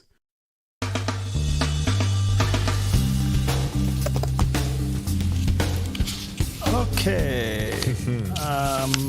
Elon Musk. You know him? Yeah, you know. Well, he for a moment was the world's first trillionaire. Yeah. What happened to that? Well, that was the opening of his stock exchange. So I don't know. Was that with with SpaceX? Yes. Okay. So anyway, should billionaires and trillionaires exit the country? Oh, and take their money with them? Well, I don't know. Huh? Anyway, it was PragerU's on the street at the university. Oh, no, all right. Oh, this is good. And he's asking the question there in Hollywood, should billionaires and trillionaires and quadmillionaires leave? Anyway, kind of interesting. Should billionaires exist? No, I think it's a mental health issue. Like, it's like a megalomaniacal thing. Well, it's not about like the money itself. It's more about how much capital they have. It's just about greed, and they don't care about the people around them, and that's an unhealthy thing for civilization. Like, should we allow people to become billionaires if they make that much money? Hell yeah. Why not? If you work for it, if you earned it, why not be a billionaire? Yeah. Yes, billionaires should exist. Why not? Everybody else exists. Yes, billionaires exactly should exist, man, because they should pave the way for people who don't have it to teach them, how to get it and how to maintain it. So if someone has more than $1 billion, should probably the government confiscate that wealth? Yeah, maybe. Why? Why would we do that? They made their money no matter how they made it. Let them keep their money, man. Elon Musk, do you think he has too much money? Well, it's hard to say because some say he created a lot of value with that, but at the same time, it's true that billionaires in America benefit from a lot of loopholes that allows them to not pay a part of their capital in taxes. If you had to guess how much personal taxes he paid in 2021, what would that number be, if you had to guess? Oh, God. It's a lot of money, I can tell you. Hundreds of thousands at least, up there. Billions. Up there. 11 billion. You think that's enough? That's a lot. I mean, it all depends on the percentage of his revenue. Personal tax is probably millions. Billions. Yeah, probably millions. Yeah, $11 billion just in taxes in 2021. And they're complaining about him, and he still gives back. I know, right? If they took Elon Musk's wealth, we could have like the TGV in France. We could have fast trains going from one side of the country to the other side of the country. Like, things would be radically different if we reappropriated that money for good causes. Some people say we should take all Elon Musk's entire net worth and fund the government with that. Do you know how long it would last? Like using Elon Musk's wealth to fund the government? Yeah. You had to guess. Of course, it's not a lot of years, but remember something. No, it wouldn't be a lot of years, actually. You don't had to guess. You No. think so? Oh, okay. If the government confiscated Elon Musk's entire net worth, it would only be able to fund the federal government for 57 days. I would say more than a year at least, 57 days. Wow. Yeah. Do you think those people who work for him would be better off if Elon Musk didn't exist or didn't have his companies? I think Elon Musk is helping out families support themselves, put their kids through college. I think that, him being a billionaire helps out a lot of people in their life. They should focus on that. What does it matter? Okay, Elon Musk is gone. Now what? Who's next? What else are you going to look at and complain about? It's the way it goes. Mm-hmm. Absolutely. I'm kind of surprised by that. Yeah, in what way? Well, it turned out better than I thought. Yeah, I like when they kind of spread that out and you hear both sides. Yeah. Yeah, it's kind of interesting. And speaking of Elon, it reminds me of that bumper sticker that I saw. It says on the Tesla, it says anti-Elon Tesla Owners Club. In other words, I hate Elon, but boy, I sure like what he makes. Yeah. Well, I guess I'm going to have Murray Sabrin on, Dr. Murray Sabrin on. He's a finance professor, and we're going to be talking about this, capitalism. We're going to be talking about socialism and the value of the dollar and all this stuff. Here's a question that's always surprised me about people who have come up, no matter how they made their wealth, okay? Elon's story is kind of interesting because he actually made his wealth by borrowing money from the government and starting a car company. True. Yeah, there are a lot of tax credits involved. Yes, there was a lot of that. And then he leaves California and he starts making more money. That ought to have been a real deal. Yeah. And you can go across the board. You go to Bezos and see how he did it with. Sure. And there were tough days. I mean, look at the beginning of Apple and all of that. Absolutely. Really tough days. All right, so they start off, and capitalism gives them a chance to do their thing. Okay. Mm-hmm. And then they really make it, and they turn liberal. I don't understand that. Yeah. Is there such a thing as wealth guilt? Wealth guilt. Well, yeah, maybe that's the answer. I never thought of it that way. Yeah. Maybe that's the answer. All right, we're about out of time. But, stick around. Yeah, we're out of time. Yeah. Let me take Romans 15:13. May the God of hope fill you with all joy and peace in believing, so that by the power of the Holy Spirit you may abound in hope. There you go. Hey, there you go. Antelope Mountain, Eureka, California. Beautiful shot this morning. Hi, I'm Paulina Leiser, producer and host of The Ancient Church. Join me Sunday evenings as we explore Orthodox Christianity, its history, theology, worship, and living traditions. The Ancient Church, Sundays at 6 p.m. on the Dove TV. Come fall in love with Northridge Senior Living, where contemporary sunlit interiors meet old world elegance. Walk through our lovely hallways and enjoy the fun staff-led activities. Forge lasting friendships with other residents and our exceptional caregivers. Dine in style. Gather near the fireplace under breathtaking chandeliers. Our reasonably priced apartments are spacious with private balconies. Northridge is Christian-owned and operated, pet-friendly, and only 2 blocks from Asante Rogue Regional Medical Center. On-site, in-home care is available. We also offer senior adult daycare. Your loved one can spend the day with us, and the evenings with you. Northridge Senior Living, your home. Tackling the tough issues facing America and our nation's freedom. That's Sekolo on the Dove TV. DAs around the country finding who they want to prosecute and then determining what crime they could charge them with. You can't believe this is the country we're living in, that this is happening. A bold half hour hosted by ACLJ's Jordan and Logan Sekolo, taking you inside the battle of constitutional and political freedom, discussing issues that matter to you and your family. This is just not the right precedent we want to be setting, even if we don't like Donald Trump. This is just all-out chaos, and that's what could happen very soon. Watch Sekolo for issues that matter to you, addressing the problems of Christian rights in the workplace, school, the marketplace, and protecting human life. I hope this doesn't have to go all the way to the U.S. Supreme Court. Be in the know with Sekolo. Wednesday, Thursday, and Saturday only on the Dove TV. There may have never been another time in history when end times prophecy has been more aligned with the culture and circumstances of the world than it is today. I believe there are 10 phenomena we are witnessing today that were recorded centuries ago in Bible prophecy. Join Dr. David Jeremiah in his series, Where Do We Go From Here? On the next episode of Turning Point, right here on this station. Weekends on the Dove TV. You're watching the Dove TV, encouraging and informative for Salem, Kaiser, and the Willamette Valley. Seen on KSLM 27 and these Dove TV affiliates.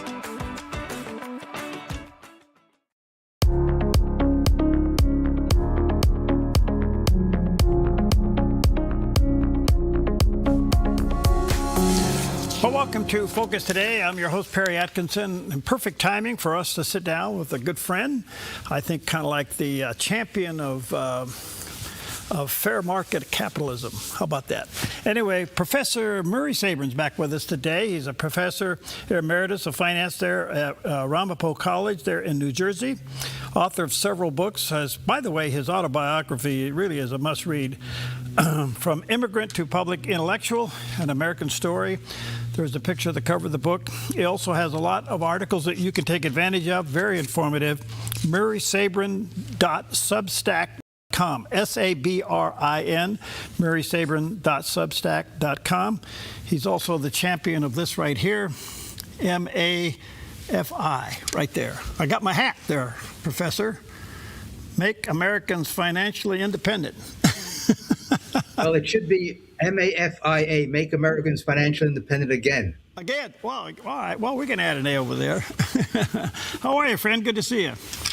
I'm doing great. The summer is moving along, and we've got the midterms coming up, and the economy seems to be teetering here, given the jobs report that came out recently. And we'll see how this unfolds. But as you know, I'm on record saying we're headed for the financial cliff because of all the debt and spending that's going on in Washington, the impending bankruptcy of the Social Security and Medicare trust funds. So there are a lot of issues that haven't been resolved yet, and it seems that the Trump administration and the Congress are just ignoring what should be on the front burner of public policy, but instead they're worrying about the reflecting pool. Okay. Let's unpack this a little bit. Let's start with what's your feel of the value and support of the American dollar these days? Well, I think long term, the dollar is going to go down. In fact, since 1971, Perry, in fact, we're coming up to a major anniversary. August 15th, 1971, President Nixon imposed wage price controls, and he declared the United States government bankrupt because it couldn't meet its liabilities of overseas holders of dollars who had the right under the Bretton Woods Agreement after World War II to exchange their dollars at $35 an ounce to the U.S. government.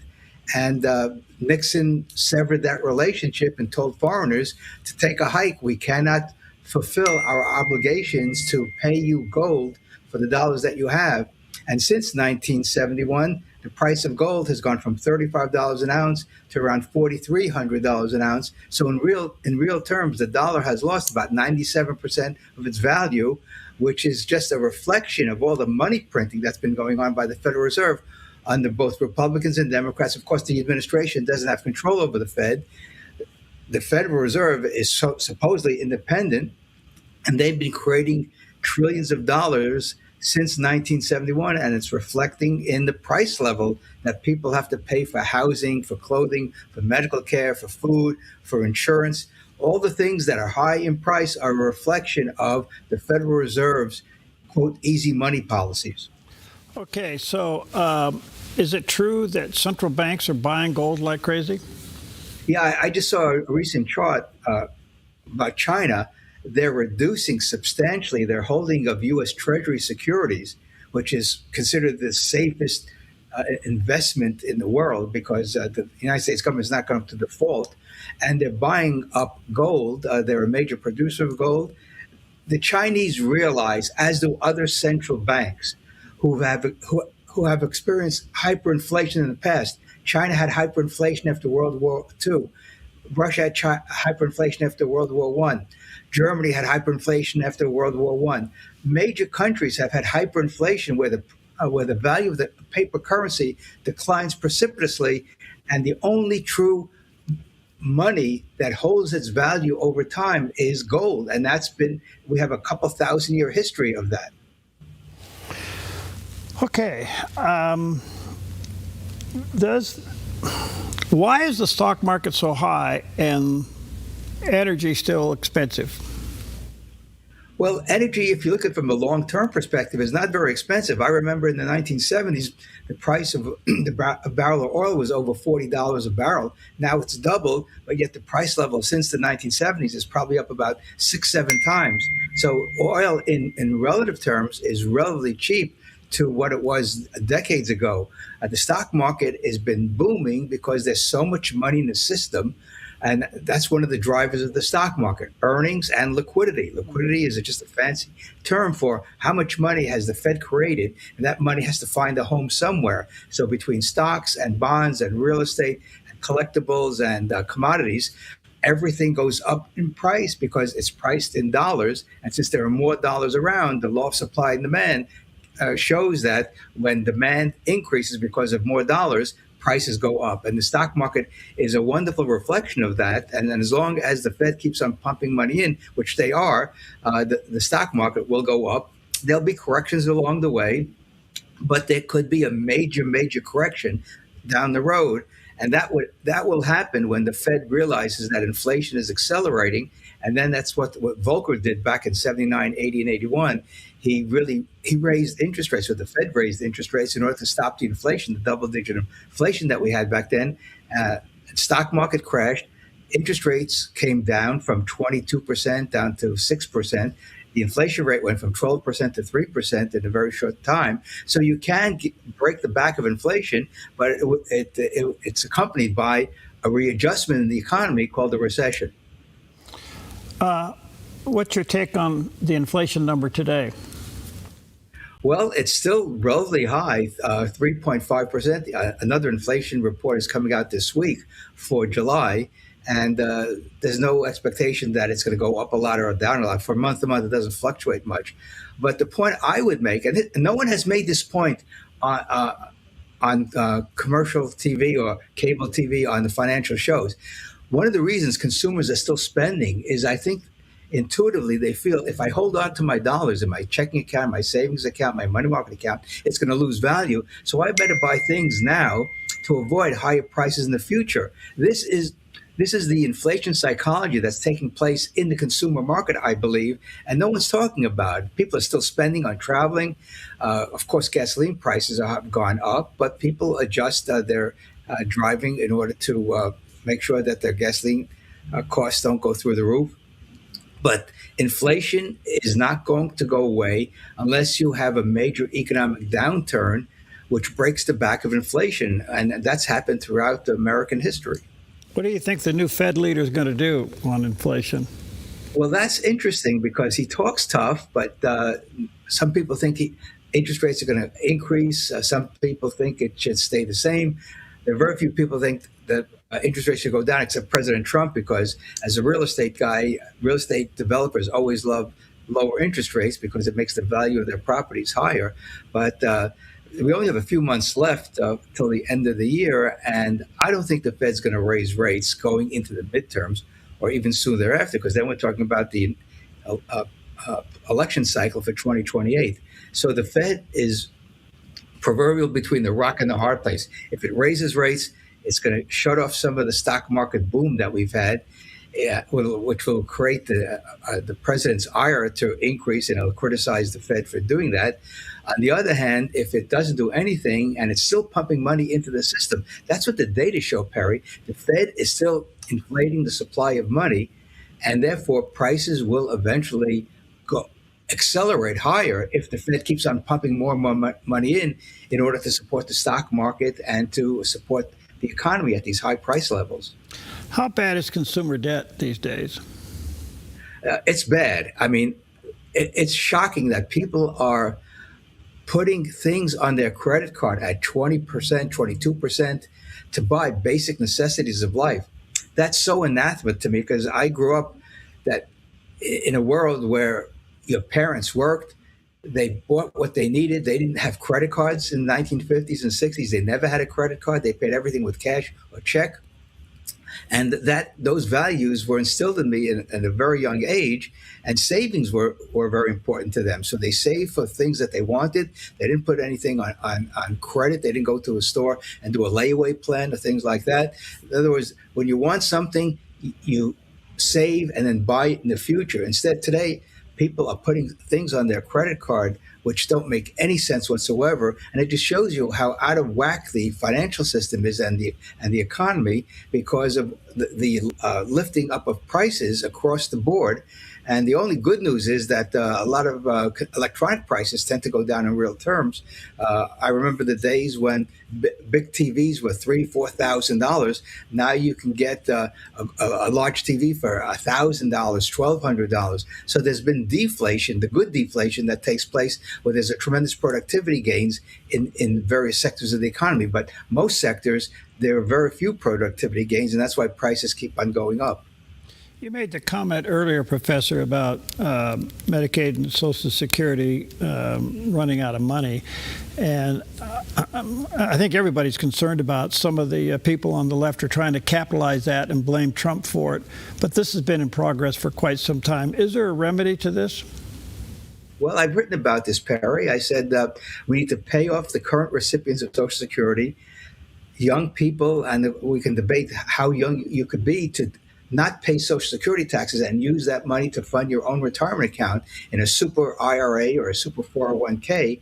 And again, I crunched the numbers with my students when I was teaching finance with them, and I showed them that if at graduation, if they start working and put away 10%, 12%, 50% of their income in a IRA account, a retirement account, they will have potentially multi-millions of dollars when they retire at 65, 70, 75, because people are retiring at a later age this year, this era, because they're healthier.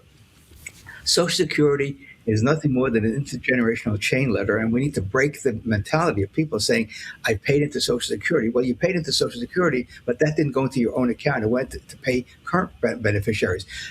The way we get out of this is have a phase out over the next 10, 15 years so young people can save for their retirement. We pay off the current beneficiaries with general funding from the budget. And the other thing we can do, Perry, is something very interesting that no one's talked about. Let's say you're a retiree and you pay $30,000 a year in income taxes and you get $30,000 a year from Social Security. That's a wash. So I would say that upper income retirees can get off of Social Security right now. We just reduce their income tax and they're no worse off. And we would accelerate the process of getting people back to personal responsibility and saving for themselves instead of relying on the promises of the federal government, which is all Social Security and Medicare are. They're promises of the federal government. You do not have a contractual relationship like you do with your 401k sponsor or your IRA sponsor. You put the money in, you own it, it's your property. It goes into your estate if you die.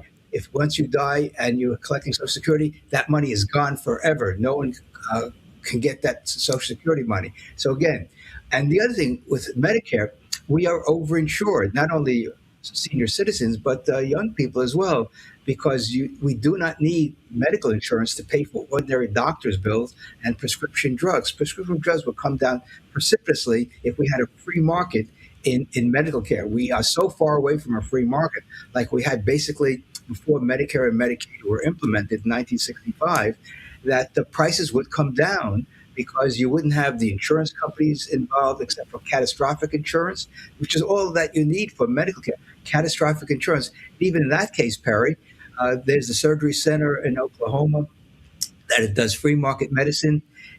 The cost of a surgery procedure at the surgery center of Oklahoma is a fraction of what hospitals charge. They don't take insurance. They'll work with an individual's insurance company to get reimbursement. But basically, it's a cash business, cash medical practice, and it works beautifully. They're profitable, high quality medical care, virtually no errors in the procedures that they've conducted over the years. And this is the essence of a free society where you have a direct relationship between the seller and the buyer, the seller of medical insurance, the seller of anything else, and the buyer, we the people. So when the government intervenes, Perry, that's when the distortions build up, which means either lower supply or artificially increase in demand, which drives up prices. Wow. All right, let me take a quick break here. By the way, you can check out the professor's website, murraysabrin.substack.com, where he writes about all this, and you can check out his articles, murraysabrin.substack.com, and certainly try to get a copy of his autobiography. Fascinating read, From Immigrant to Public Intellectual, An American Story. There's a picture of the cover of the book. We'll be right back. When life feels heavy, your body feels it, your mind feels it. That is why I created Organic Elements Wellness Spa, a place where wellness is not a luxury, it's a way of life. Step into our wellness lounge with a Himalayan salt room, infrared sauna, steam room, and invigorating cold plunge. Restore your nervous system, detox your body, and clear your mind. Then experience customized massage, advanced skin therapies, and result-driven facials, all designed to help you look as good as you feel. There's nothing else like this in Southern Oregon. This is your space to heal, to reset, to glow. Call today to book your private wellness party for up to 15 guests or surprise someone special with a gift certificate. Visit Organic Elements Wellness Spa on East Main Street in Medford. Book online at organicelementspa.com. Wellness is wholeness. Voted best of Southern Oregon. We love staying connected with you, our amazing Dove partners. That's why we created the Studio Insider, your complimentary magazine packed with everything happening at the Dove. See how your support is changing lives, check out our TV and radio schedules, meet our team in the staff spotlight, enjoy faith-filled reflections, a fun crossword puzzle, and so much more. It's your inside look at the Dove. Most people have no idea what their money is funding. That's why it's so important to know who you're investing in and what they stand for. At Financial Issues, we help Christians invest with biblical values. Our daily live broadcast covers the economy, markets, and even politics through a financial lens grounded in a biblical worldview. Watch Financial Issues daily at 5 p.m. Pacific Time right here on the Dove.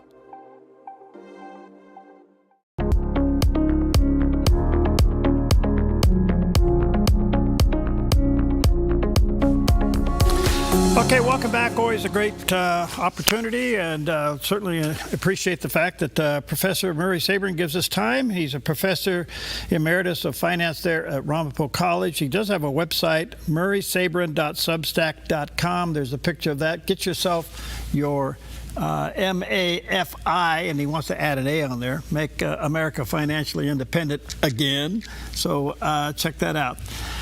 All right, Professor. Being the free market guy that you are, and socialism on the rise, we had a little comment earlier from Governor Sarah Huckabee Sanders making the comment that New York City's debt is more than her annual budget to run a state. Basically, New York is broke.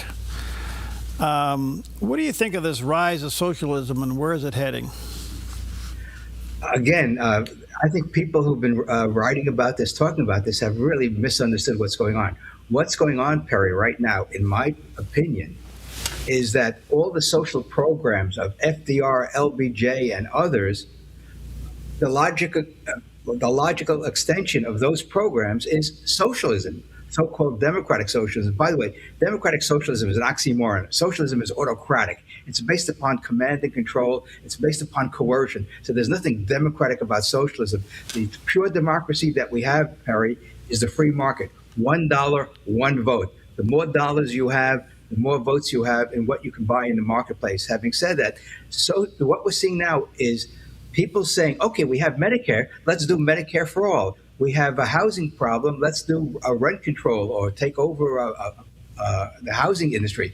We have a affordability problem. Let's have government grocery stores like Mamdani wants to have in New York City.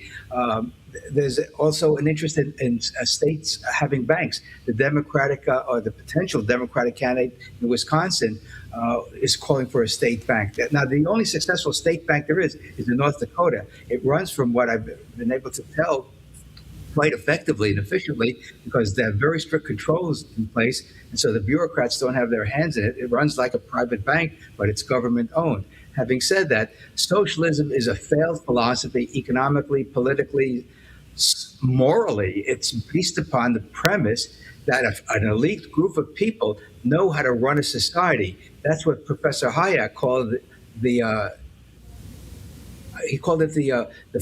fallacy of the elites. That it's basically they don't know how to run a society, because a society can only be run decentralized, where people all over the country, all over the world, are getting together without central command. And this is why you would think that people who should know better, who are educated, would look at the way the world has evolved in the past 200 years and seen where socialism was imposed and it failed, whether it was in the Soviet Union, whether it was in China. Now we have two countries that are still socialist, North Korea and Cuba, and they're both economic basket cases. Now, I understand that North Korea, they're starting to have some market reforms as they've had in Cuba, but the point is socialism does not work. Forget about the ideology of it. From a practical point of view, does it get goods and services that the people want at reasonable prices? And the answer is a resounding no. Is it possible Professor, and I say this respectfully, but is it possible we are going to see New York City declare insolvency? It's very may happen, just like it did in the mid 1970s, after the double-digit inflation of 73 and 74, and the cost of New York City's labor force was just astronomical. And with a downturn in the economy, like we had from 73 to 75, the revenue didn't come in. That's what happens during a recession. The revenue slows down, declines sometimes precipitously, and you have all these fixed costs, which are labor union contracts and other costs. And so New York City is headed down a very uncomfortable road if it continues on this path, because you cannot spend more money than you take in, and you can't spend money on things that are not going to be working out financially. And so the cost of building one of these government grocery stores in New York City is like $30 million. And ironically, it's the bodega owners, which are owned by minorities in New York City, they're going to feel the brunt of this. And so here's the irony of Mamdani, a so-called champion of the working class and working people and minorities. He's going to hurt the very people he wants to help by having subsidized food costs. I mean, the government should get out of the subsidy business, lock, stock, and barrel. That's why I've called for the government to get out of subsidizing colleges and universities, subsidizing states and local governments. If New York City wants to have these programs, let them raise the money from the people. And we know people vote with their feet. In fact, New York City, I think, is going to see an exodus if Mamdani's policies really get enacted over the next several years. The question is whether he will be reelected, but he can do enough damage in 4 years that New York City's workforce will leave for greener pastures, whether it's in the South, whether it's in Texas, whether it's in the Midwest, where governments are more friendly toward business. All right, so what happens? I mean, this is reality here. I mean, we're looking at a major city in the United States that could go bankrupt. We're looking at a state called California that's like, 48 to 50 days away from bankruptcy. What happens if that actually does take place? Well, if you remember in 1975, when New York City was in trouble, Gerald Ford just was president after he took over, after Nixon resigned in August of 74, and he didn't do a bailout of New York City, and some people think that cost him the re-election in 1976. But I wouldn't put too much stock in that. I mean, people do dumb things in government, and they have to pay the consequence for it, whether not get reelected or resign like Johnson did in 68 with the Vietnam War, or Nixon in 74 because of Watergate. But when it comes to economic issues, people vote with their pocketbook, and if things are bad, they vote the incumbent party out, no matter what that party is. So it's 1980, Reagan won against Carter, who was running for re-election. The economy was in terrible shape, and people will vote. Businesses will leave. In fact, there's already evidence that companies are leaving the blue states and moving to Texas and Florida and the Carolinas and Indiana and Ohio, which are more friendly toward business. And that process will continue. And these states will have to make changes. They'll have to cut back on spending. In fact, there's a piece in the Wall Street Journal today about the Los Angeles School District, which is going bankrupt. And so, again, the marketplace, you cannot override the marketplace. You cannot override the law of supply and demand. You cannot disregard sound financial principles, which I taught for many years from the business perspective. But the same thing applies to public finance. If the government spend more money than they're taking in, they're going to be in trouble. We had that in New Jersey, where I used to live. We had that in New York City, and it's happening again right before our eyes. And we have to speak up against this and just allow the free market to do its thing, which is providing goods and services for people at reasonable prices. And that's been the history of free markets throughout the world. Prices tend to go down as productivity increases, and people and businesses don't have to deal with all the paperwork and all the taxes and all the regulations, which reduce their profit margins and make it very difficult for them to expand. The other part of this discussion is lately we had our brains on tilt when we discover, or it comes to light, the fraud. billions of dollars of fraud. And it's been exposed. That's one thing. I guess it's good. But if it's not taken from the budget, it still stays there. I don't know if most people understand that part of the problem.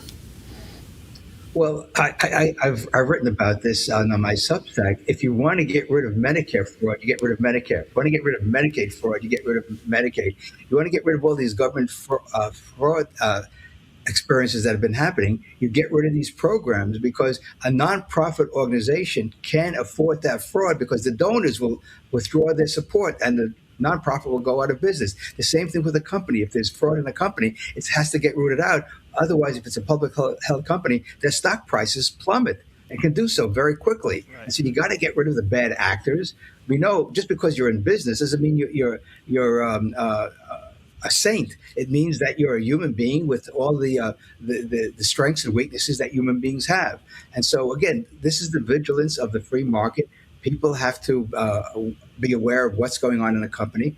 And once it's smelled out that there's fraud in a company, the CEO or the CFO get indicted, and new management comes in and restructures the business or gets rid of the bad actors.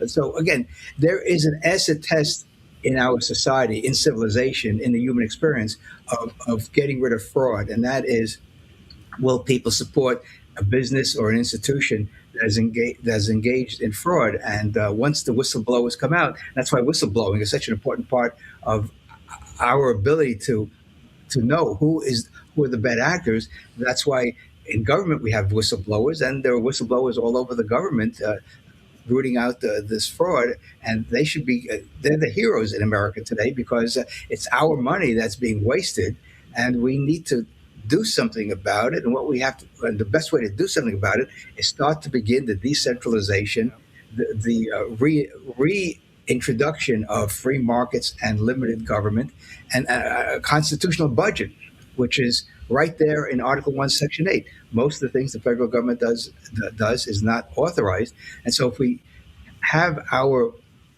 goal of having an honest government, which some people will consider an oxymoron, you need to follow the Constitution, because then government would be cut down to size as the founders envisioned. We talked a lot about a lot of things here, but to end it with, do you see a silver lining anywhere? Oh, the silver lining is very simple. The men and women of America, the entrepreneurs of America, they're the ones that are keeping the economy afloat because of their creativity, their inventiveness, and that's what's making life possible, tolerable for so many people, because you could order something online today and get it tomorrow. You could order a car online. You can sell a car online. You can get medical advice through different portals that are out there. There are ways of getting costs down and prices down, and we still have high quality goods and services. The only unemployment rate that's important is your personal unemployment rate. Are you employed or you're not employed? Last week, the unemployment rate came out. It doesn't tell us anything about the health of the economy. 22,000 jobs were lost. They revised previous months' jobs are being lost. People don't look at these big macroeconomic data and say, boy, I'm worried about it. No, they're looking at their own personal experience. Can I afford this? Can I go on vacation? Right. Are my kids safe when they go to school or in school? These are the things that are important to families, not the reflecting pool or other things that people in Washington like to talk about. Yeah, hear you loud and clear. Thank you, Professor. We value your time. By the way, you can get your MAFI hats at marysabrin.substack.com. Make America Financially Independent. That's what that stands for. Thank you, Professor. Always an honor to have you, sir. Stay in the fight. We need you, man. Thank you so much. And if you recall, I posted last week. Last week was the 77th anniversary of coming to America. Well, welcome home. Well, I've been home for 77 years. There you go. All right, see you later. Take care. Okay.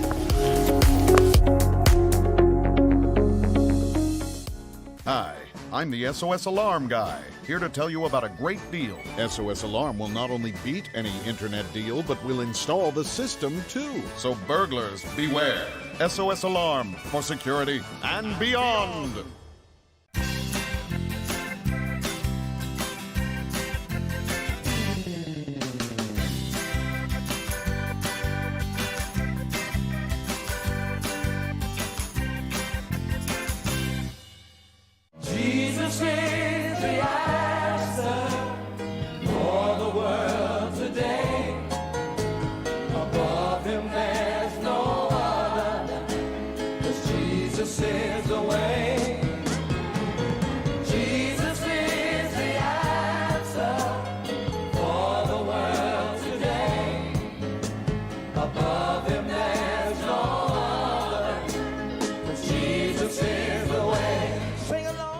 Do events in the world leave you confused and scratching your head? A world where up is down and down is up.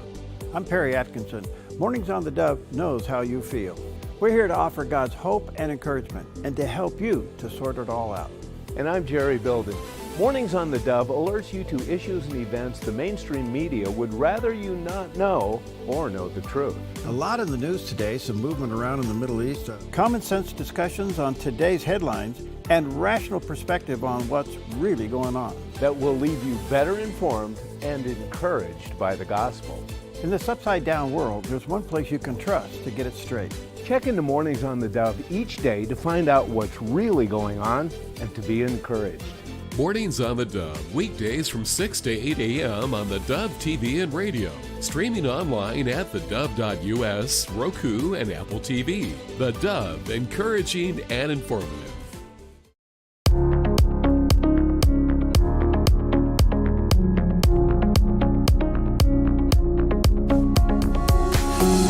Well, welcome back.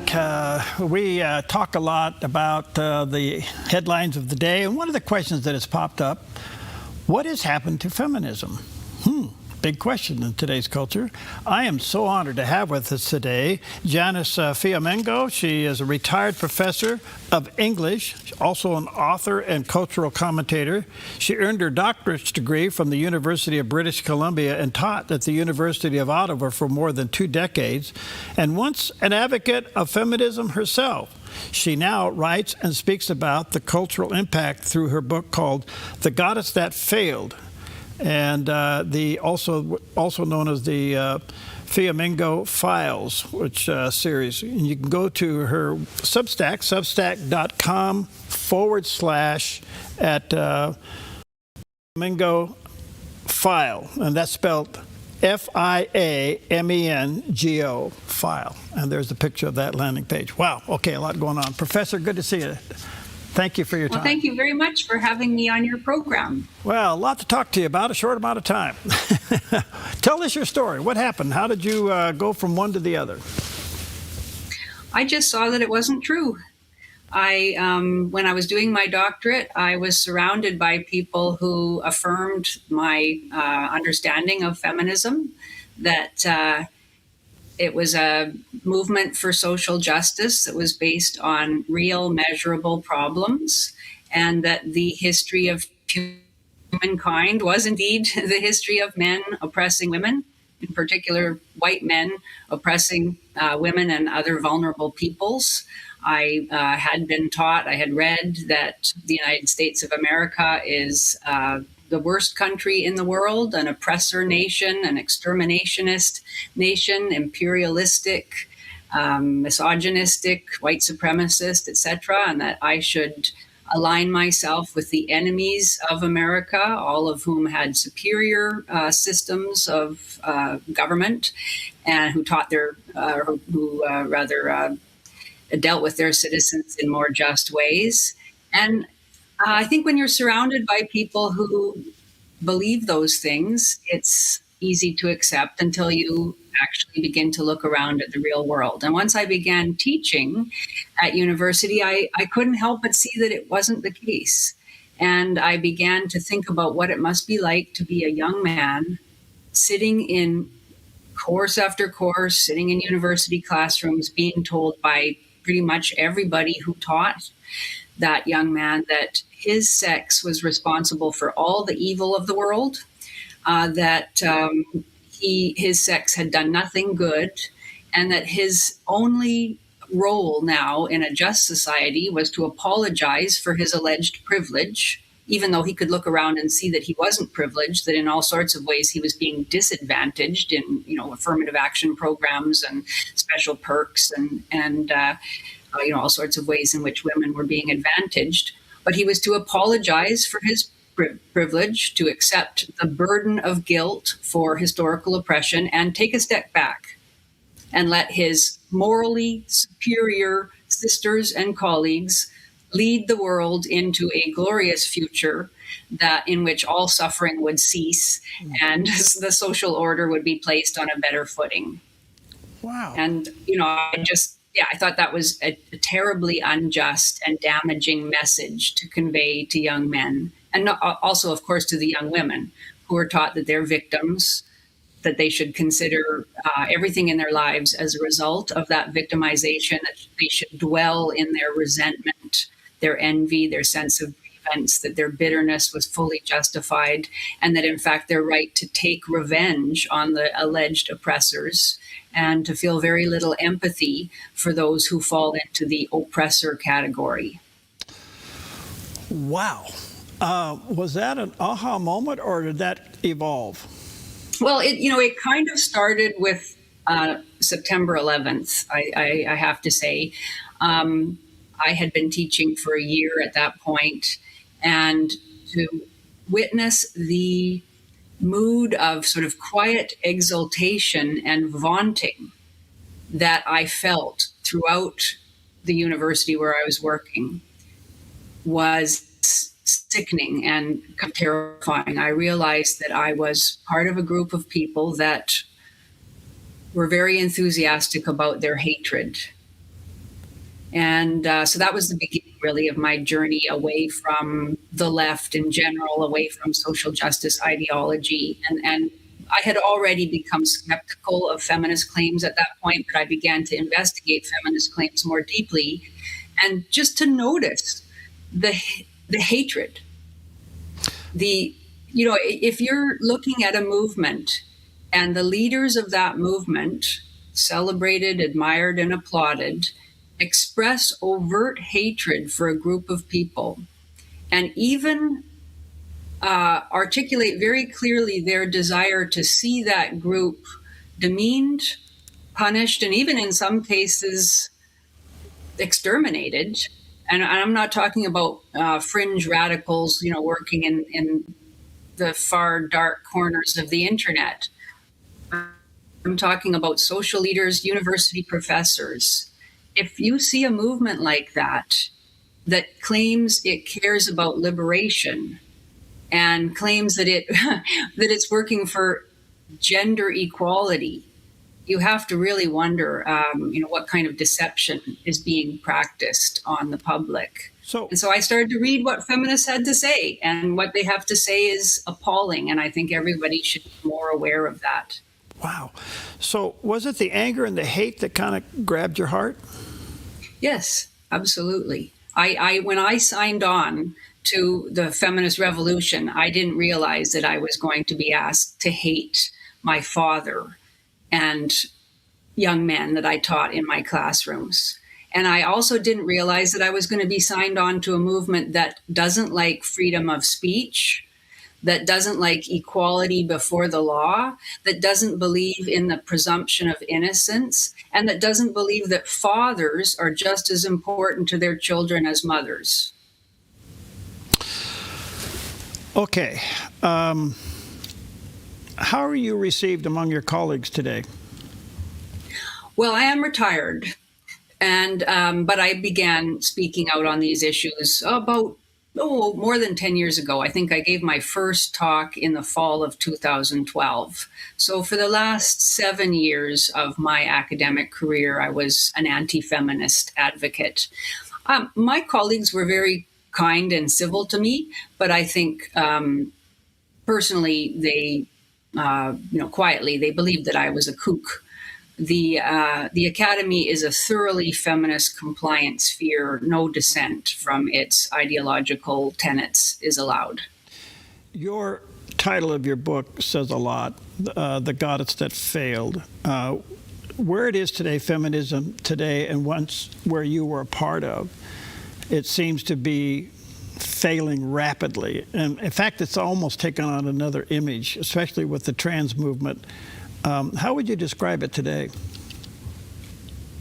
Well, I would actually argue that it has always been contaminated by anti-male animus that it's always been warped by its utopian longings and by its conviction of female moral superiority. If you go back all the way to 1792, Mary Wollstonecraft's A Vindication of the Rights of Woman, but in the American context, especially Elizabeth Cady Stanton, who was the leader of the American feminist movement for about 50 years, she authored an important document and convened the first women's rights conference in the United States, which was held at Seneca Falls in New York. And she authored the Declaration of Sentiments that was modeled on the Declaration of Independence. And it was the statement of what this allegedly equal rights movement was all about.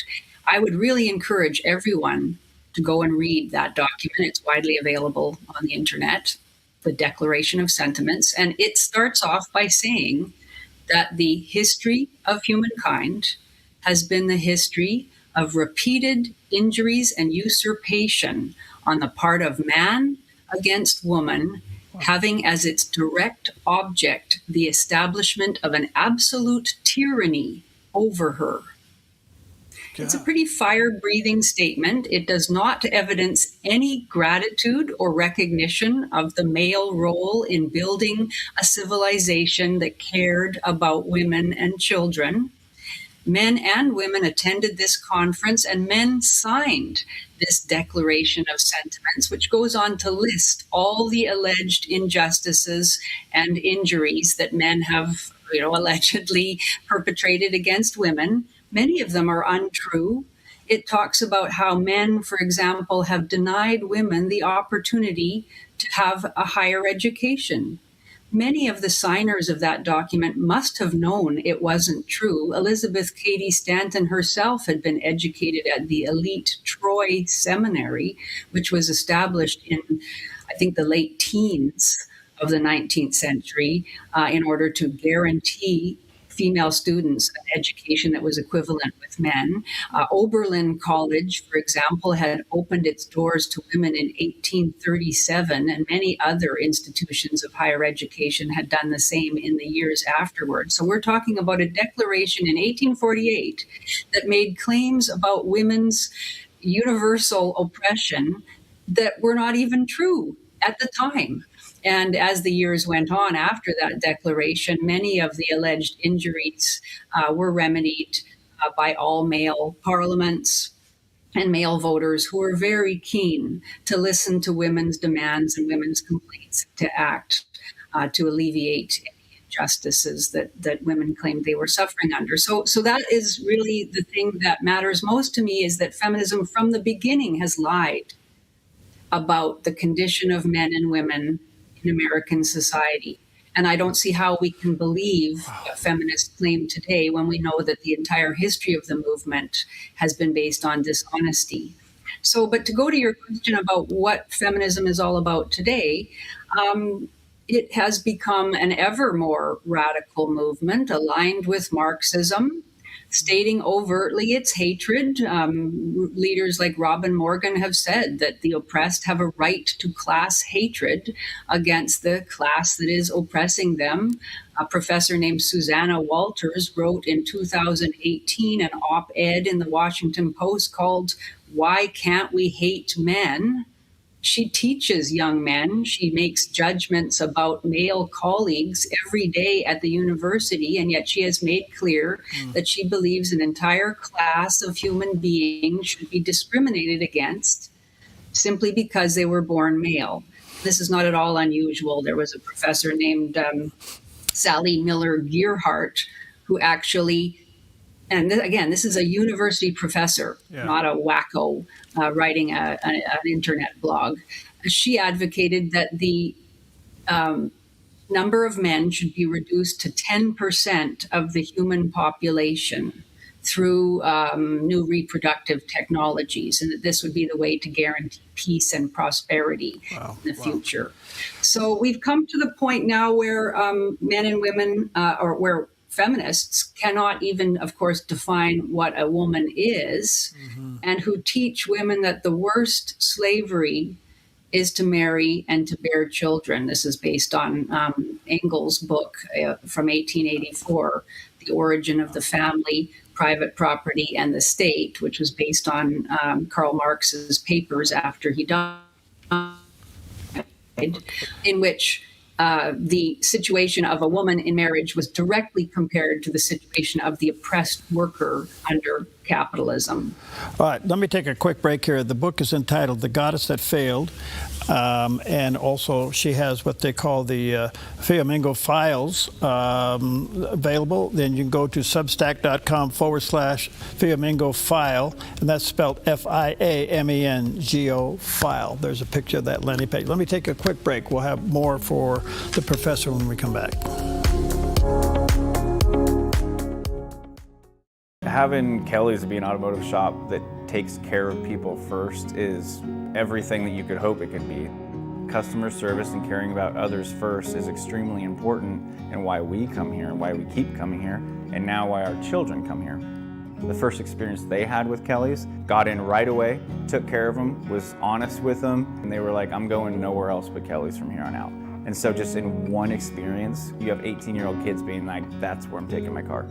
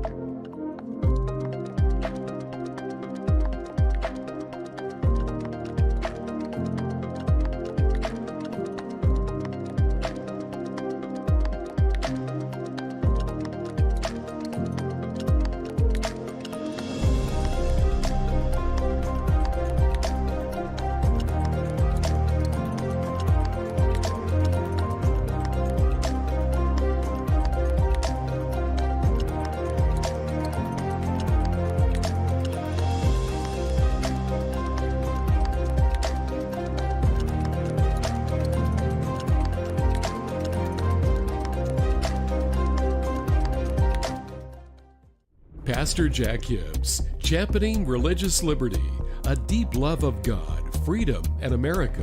You may have seen him in the news during COVID as he pushed back against government-mandated church closures. Now you can see him on theDove TV every weekend on Real Life with Jack Hibbs. Learn, grow in your faith, and impact the world with authentic biblical teaching. Watch Real Life with Jack Hibbs Sundays at 10 a.m. and 7 p.m. on theDove TV.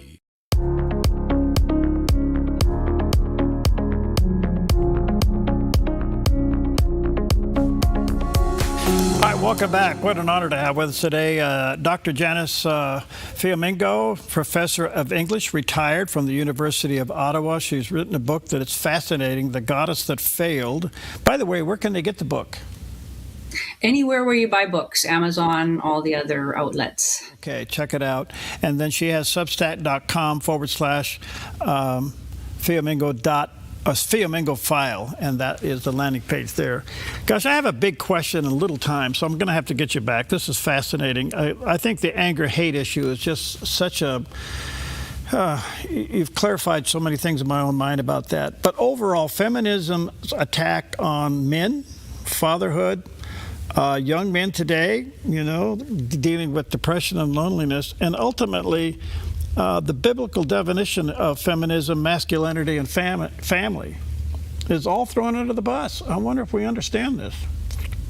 Yes, I think when I speak to most men about feminism, I think many men, most men, the vast majority, have a heart for women in general and especially love the women in their lives. And when I ask them what they think of, when they think of feminism, they usually think of equality and stopping the mistreatment of women, and men are very much on board with that. I've never met a man who didn't want to see a woman be able to fulfill her dreams, if she is capable of making some kind of contribution to her society. I've never met a man who wanted that to be taken away from her.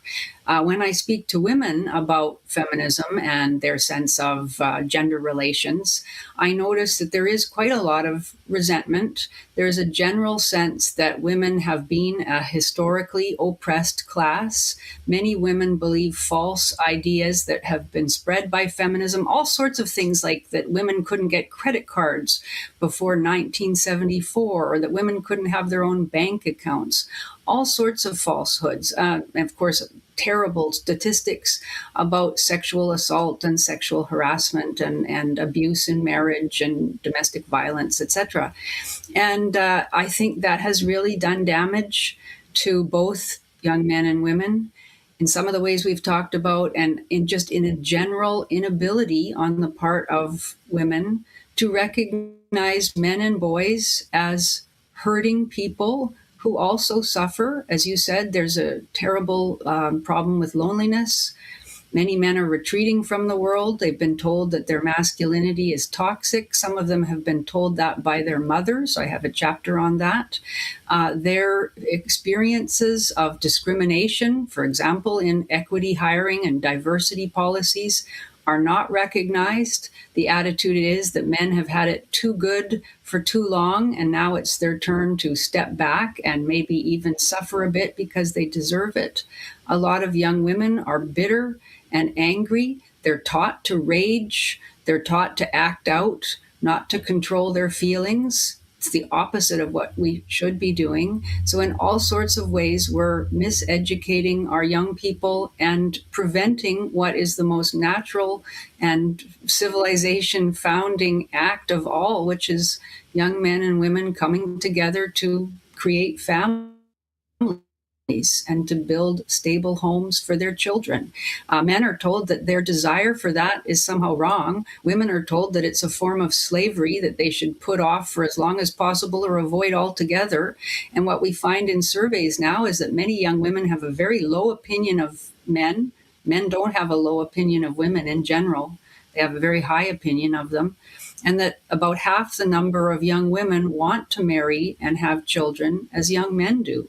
So this is a serious problem for our future. So let me ask you a quick question. As you well know, men playing in women's sports, they're trying to disguise it as trans, but the point is, why are women allowing that if they hate men so much? Well, there is a rift within feminism over that issue, and I think the potentially positive impact is that some feminists are starting to be alarmed as they watch their daughters, have their volleyball team invaded by boys who are much stronger and can cause significant harm to girls or whatever, type of sport it happens to be. So not all feminists are in favor of it. Academic feminists tend to be, and those who aren't directly impacted by it. Right. But it is starting a conversation about the reality of biology. But this is something that feminists have denied for many, many years. And one of the ironies of this present transgender phenomenon is that many women are angry and they think this is a new form of patriarchy. I've actually read articles with that as in the title or in the argument, that men are usurping women's spaces. They're taking over women's identities and women's bodies, and they are very angry about that. Okay. What they don't acknowledge is that if it hadn't been for feminism, the entire trans phenomenon would have been impossible. It was feminists starting in the 1970s who very emphatically pressed the case that there is no relationship between gender identity and sex, that there is nothing natural about femininity, that women are just performing scripts. There's no natural difference between the sexes. Kate Millett in Sexual Politics in 1970 said that explicitly. By the time we're into the late 1980s, transgenderism and the performance of gender subversion is being celebrated by feminists as a way to overturn an oppressive gender order. So the trans phenomenon grows directly out of the feminist attempt to subvert gender, allegedly to liberate us all. And the last thing I would say about that is that although I am very sympathetic to those moms and those female athletes who are now seeing their dreams of competing at a high level in sport destroyed, I wish those same people who are now protesting the entry of biological males into women's sport would also look at some of the many spheres in which women invaded men's domains to the detriment of us all. For example, into the spheres of firefighting, policing, soldiering, where because of feminist demands, the standards were lowered, physical requirements were in some cases simply taken away altogether, so that in the name of equality, women could join these various domains. This is terrible because it means that women are being hurt. They do not have the upper body strength, for example, to do the tasks that are involved in firefighting. Many of them are now on injury leave because of their inability to perform the work. It's dangerous for the men they work with who have to pick up the slack, and it's dangerous for the public when they can't perform their roles properly. So I would like to see a widespread protest, not only against men invading women's spheres, but also against women invading men's spheres where they don't belong and can't compete. Doctor, I'm out of time, but let me say to our viewers and listeners, The Goddess That Failed, you get it available there at online at Amazon. Can we get you back? You're fascinating. I would love to come back. Thank you so much. Yeah, I think you've touched on so many things here that we can go a little bit deeper on, but thank you for being honest to yourself and sharing that honesty with us. Thank you so much. Thank you. All right, God bless. Bye-bye.